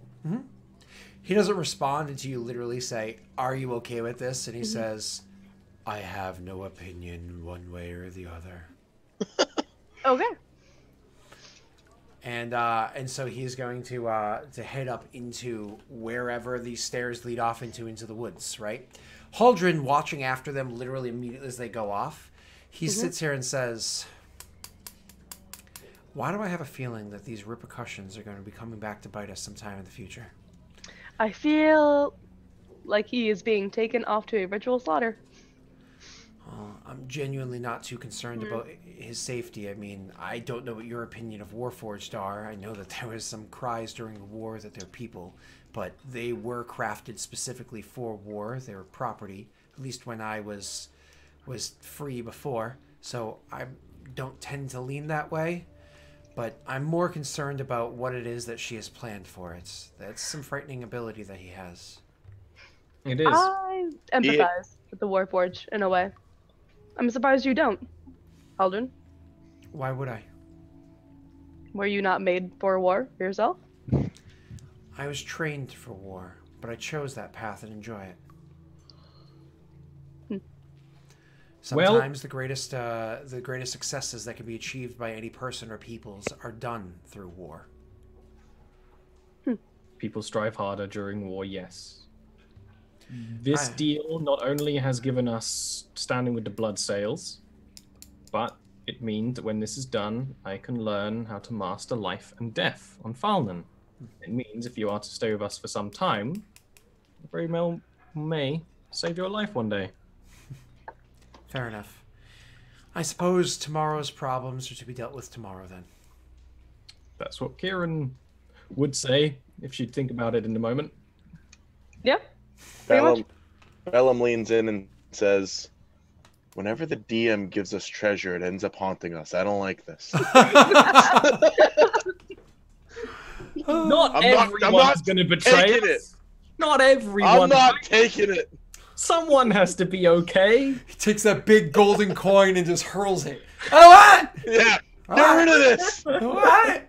When they all combine, they just summon a big old demon. Awesome. And as you guys are watching after them going into the trees, with some glimmer of pride because of the successes that you've had, and some concern with the betrayal that you think might be coming, we're going to take our next break. We'll be back in a couple of minutes. BRB.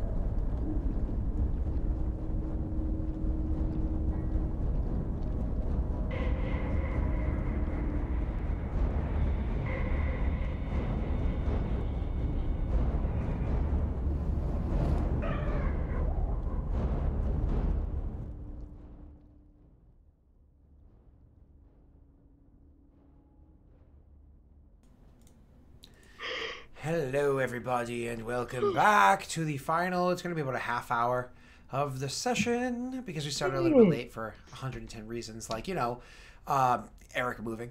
So I'm actually surprised it's so quiet. I'm surprised it's so quiet around you, Aaron. Is he actually sleeping now? He might be, yeah. Yeah, he's usually sleepy by now.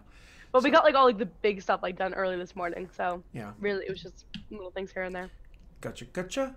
Okay, cool. So, you guys spend 2 days there, about a day and a half there before people return. But did you do anything in the meanwhile?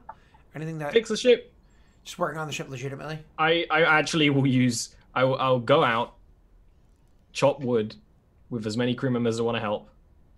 Use fabricate with that raw wood to just fix the big holes. Of course. If there's any big holes left, it can make a 10-foot thing. So it's more or less just while we're docked, you know, cut out any rotten stuff, reseal it. I mean, I can do that twice per day, so I can do that like 3 times to fix some of the ship, you know, and then mending the rest. But that'll be my priority now that I'm not experimenting on anything, because, you know, Kyrann told me to do it 2 months ago, and I didn't. It's a little hard to do while you're sailing. Yeah. Like, to be fair. To be fair. After about a day and a half, eventually you do see shapes coming towards the ship down the stairs, and towards the ship. There's only a couple of steps, once again carved into the natural stone that's there, coming down across the dock and towards the ship. You don't see her as one of them. You do see the same 2 sailors that had traveled with you beforehand, but instead coming back towards you is going to be a male. It is a male elf, is disguised, you know, he's unlike almost all the elves there that might have a little bit of he actually looks very convincingly undead with kind of makeup and everything that he has on him. Very straight backed, very proper steps to the way he walks, so on and so forth. Clearly, Stalbor, you can see that this is somebody who it would be considered like a high priest or something like that within your peoples. And so they actually walk their way over to the steps. Over to the ship, and the 2 crew members step aboard the ship. They do not, though. They actually stay on the docks and not even like walk up to like the base of where the plank is. They just stay like over on the dock itself. One of the crew members will go over to find Stalbor to inform you that you're being summoned out there. Absolutely. I will tell Kyrann that I am being summoned on the way. She can come if she wants. Do you have...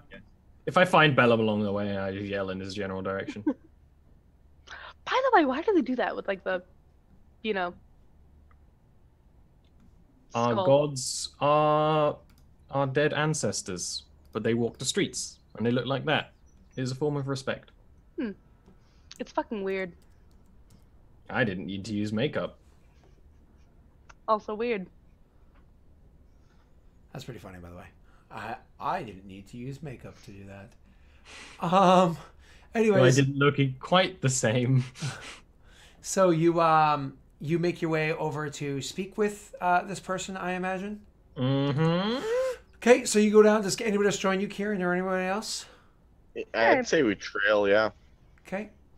So as you make your way down towards it, you can clearly tell that the way that this person, as you guys are walking out, looks to you, Stalbor, and then looks at the others behind you and back to you. He has no interest in speaking with them.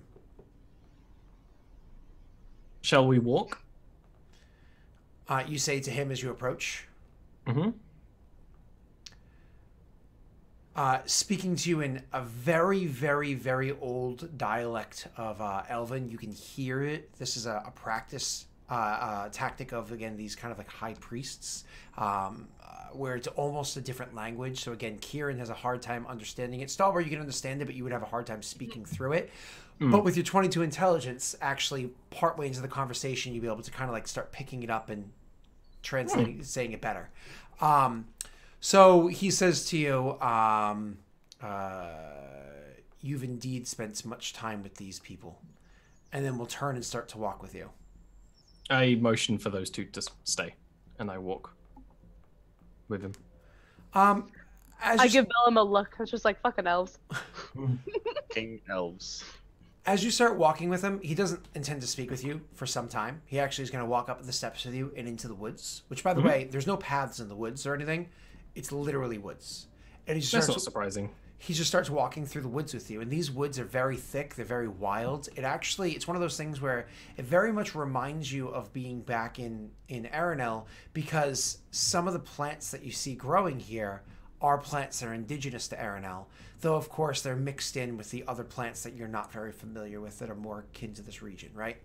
So you do still see like seagrass and shit here. It's like, I don't know, in Aranel. Pine trees. Yeah. It's very cold up here, right? Yeah. So you do see like that kind of mixture. As he's walking with you and everything, could you actually do me a favor? Could you roll for me a perception check, please? Also, I'm just going to say this because, you know, I'm wicked smart. I'm obviously keeping track of where I've been, how to retrace my steps to get back. So it's a really good perception check, as always, Senor Elf. You can tell that the way he's walking, just like the steps that he's taking and so on and so forth, he's walking very convincingly like that of an undead person. He has that, like, inhuman kind of movements to him as he's walking, exactly. And, of course, he's very tall and has, like, this lumbering... So Ch.4 doesn't do any of that anymore. And as he's walking with you, he will eventually come to an area where there are a couple of cairns that are set up. No inscriptions on them or anything like that, but they're very obviously 3 cairns, 3 stones that are stood up side by side, almost touching one another, but you can see that they're not quite touching.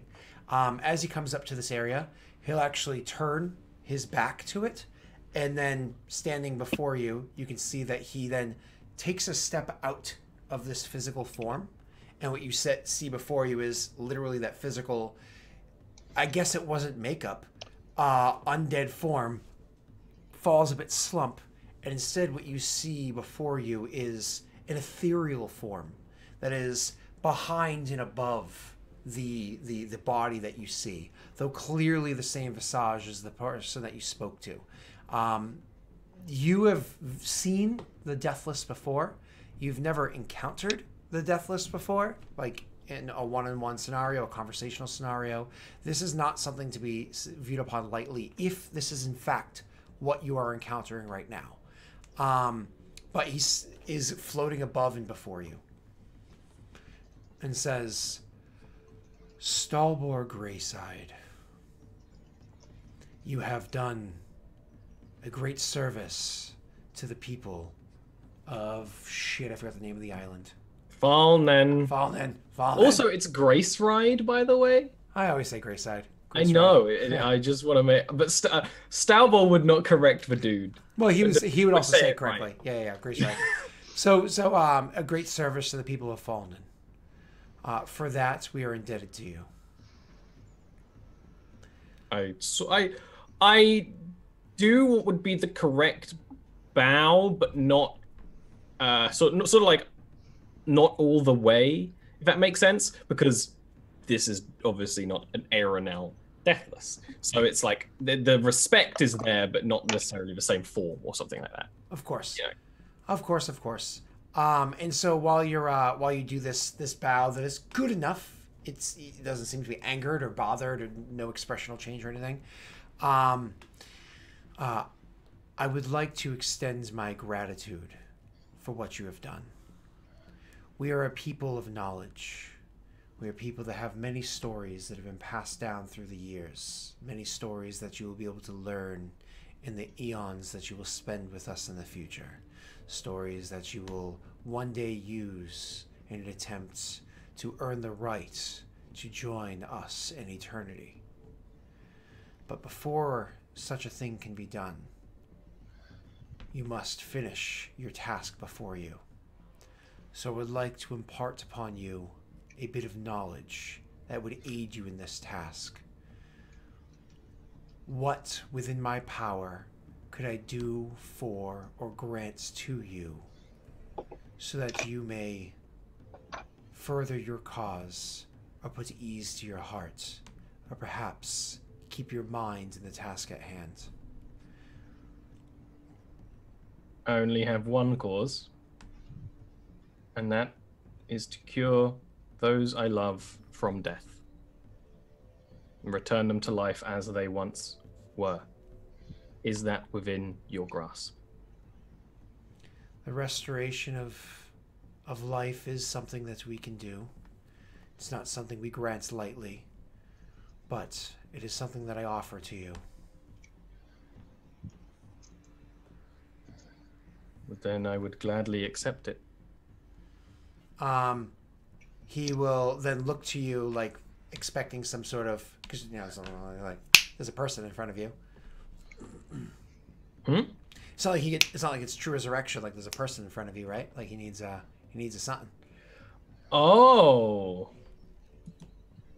Well, he's expecting them to give him the knowledge, not for him to do it. Oh, see, that's funny because I did not expect that that's what you were saying. That is it is absolutely. If there is longer way, it's like if you could impart me the knowledge, so that I. Of course, he says. Task. Yep, knowledge that you're asking for is knowledge that can be taught, something that you will learn in time. But that kind of knowledge takes decades, centuries, eons to master. That is not something that you can take with you here and now. But it is something that I can do for you now, or have a representation of it imparted to you to hold for later.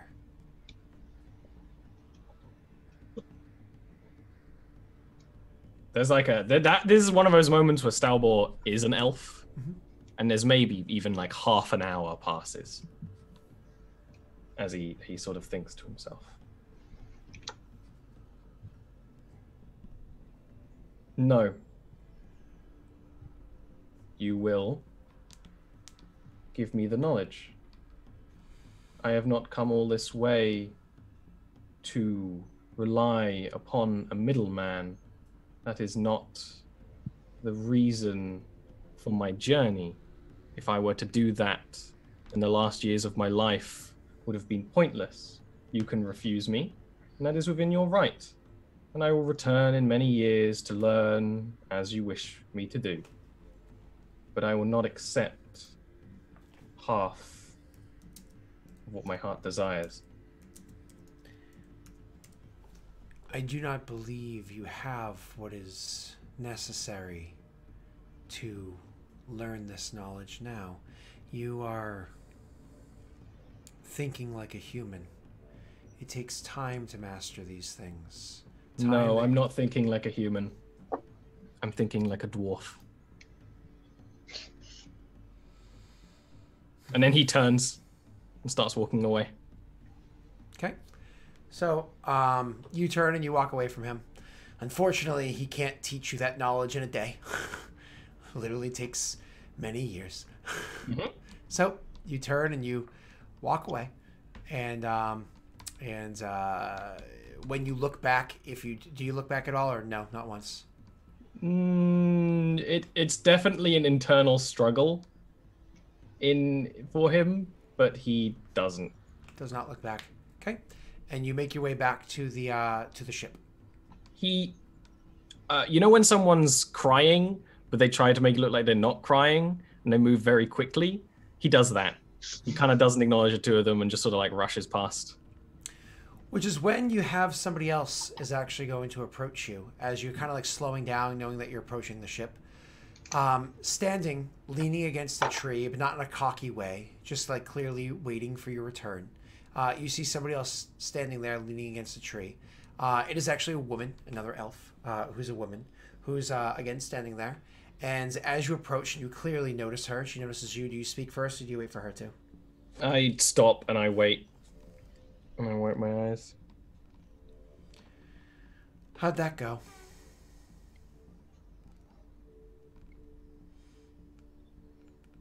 Not for you to know.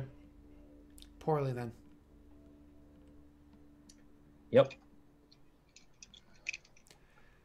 What did he do? Offer you knowledge? Oh, he offered me everything I ever wanted. And I said no. Now, who are you? I'm another resident of the islands, though I live more around here than I do in the city. Were you told to come and find me, or am I just wandering in your forest? A little of both. Mm-hmm. What do you need of me, then? I honestly don't need anything of you. You've done everything that I could ever hope to happen. I mean, things are changing and they're changing rapidly. I'm just curious as to whether if you're going to be coming along or sitting this one out. What do you mean? The details don't matter yet. You do the task that you're working on. I would like to lend you some aid. I turned down the last offer. I'm not sure what he was offering you, everything that you ever hoped for, but I think I can offer you a bit more. Mind if I join you? What's your name? Shit. I have characters ready, but not their names in my head. Give me a second. I'm the worst. You've made it. Yep. Hold on. Where is it? There we go. Anastasia.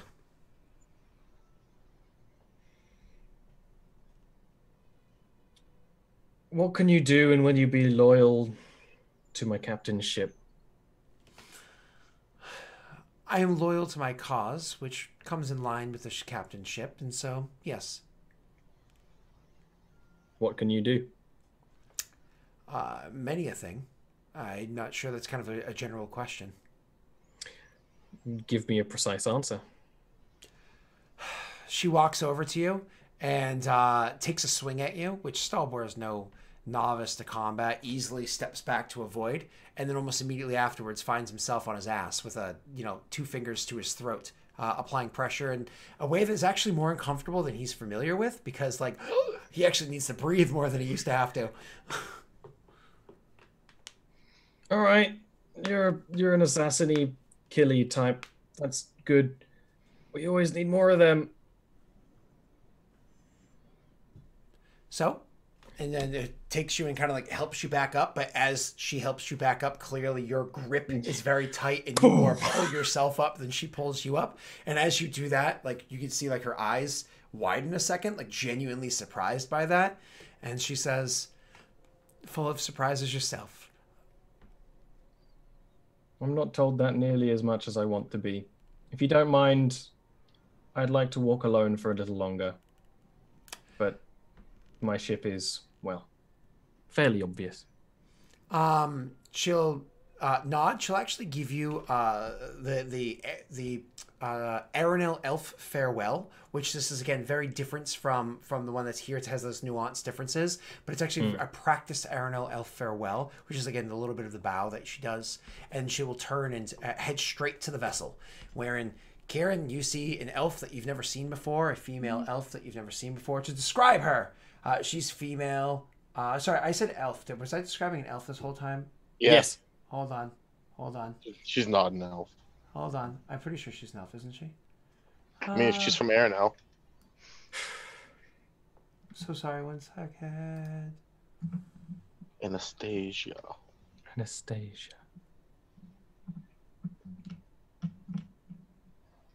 Oh, yeah, no, she's an elf. She's just a very young elf. My apologies. Sorry, an Aaron elf. Sorry, she says an elf walks aboard your ship, one that you've never seen before. She's rather young looking. She has, pale green eyes, olive toned skin, so on and so forth. Comes walking up, and she walks up as though she belongs there. And looks around for a couple of moments, sees the dragon mark, and starts walking up to it.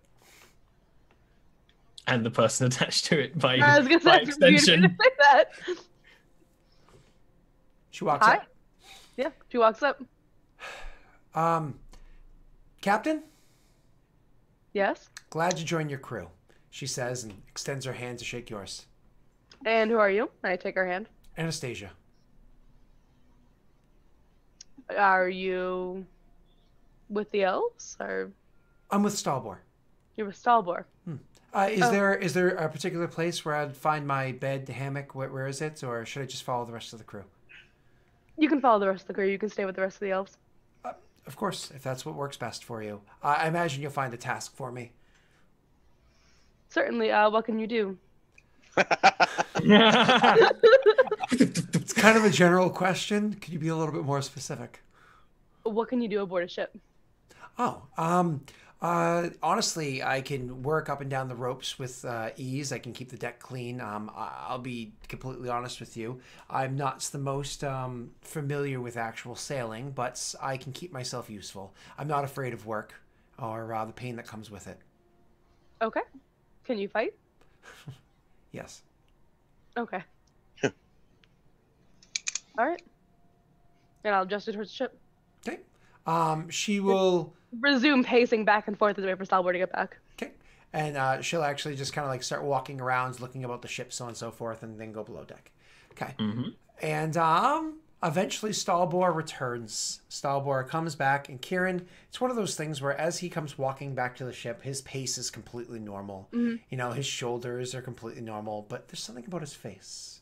Oh. Something about his face. I'm not good at this part. Something about him seems ever so She's slightly not good off. at emotions. And with that, why don't we actually bring this session to a close this week? That was fun. Ollie, who are you? What? How can we find you? I'm Ollie. You can find me at on Twitch and Twitter at OllieRant, and also some other places. Wednesdays, 7 p.m. BST, Yavaskir to Kill a Lich. Two of the... everyone here is there. Forgot that Will's there now. Plus one other. Plus one other. Yeah, and G is wonderful. And we play D&D, and then I do other stuff when I'm awake. I might be changing my schedule a bit because of crazy things that are going on. But that is that. Basically, check my Twitter and check Discord for when I'm streaming. It is what it is. It'll be when it will be. Discord link down below. Just like start touching right here, and you'll find it. Will, who are you? How can we find you? Sorry, I was just looking at that weird thing you put on the screen. Anyway, at Will Call Brewing. I don't know if you guys see that. You don't see that? You don't see that? What do you see? Do what? It's gone now. Damn it! You did something. I don't trust it. What did it look like? William, was it the extension? It has the little things that pop up every No. now. I don't know. What was it? It was weird. I don't know. What did it look like? I'm tired. It's late. There was something where you pointed down and there was something there. It was weird. I don't like it. Find me at Will Call Brewing in places. Do we have That's a what I haunted have to screen? say. Yep. I don't like it. Pineapples. That's my safe word. I don't like it. Okay. Thank you, Aaron? Safe. Aaron, who are you? Where can we find you? I'm Aaron. You can find me here on Fridays and Wednesdays, and I'm on the Discord. That's right. And you can also find her, like Ollie said, over at twitch.tv/OllieRons, Wednesday afternoons at 2 p.m. Eastern Standard Time. Goodbye, everybody, because you can find me at DaleRick.com. Actually, do I even have a link for that down below? Do you I don't have think I do. Dalerik.com linked? I don't think so. I don't think so. That's all Sorry, right. do that. You could just type DaleRick. That's what I do. Doing it right now.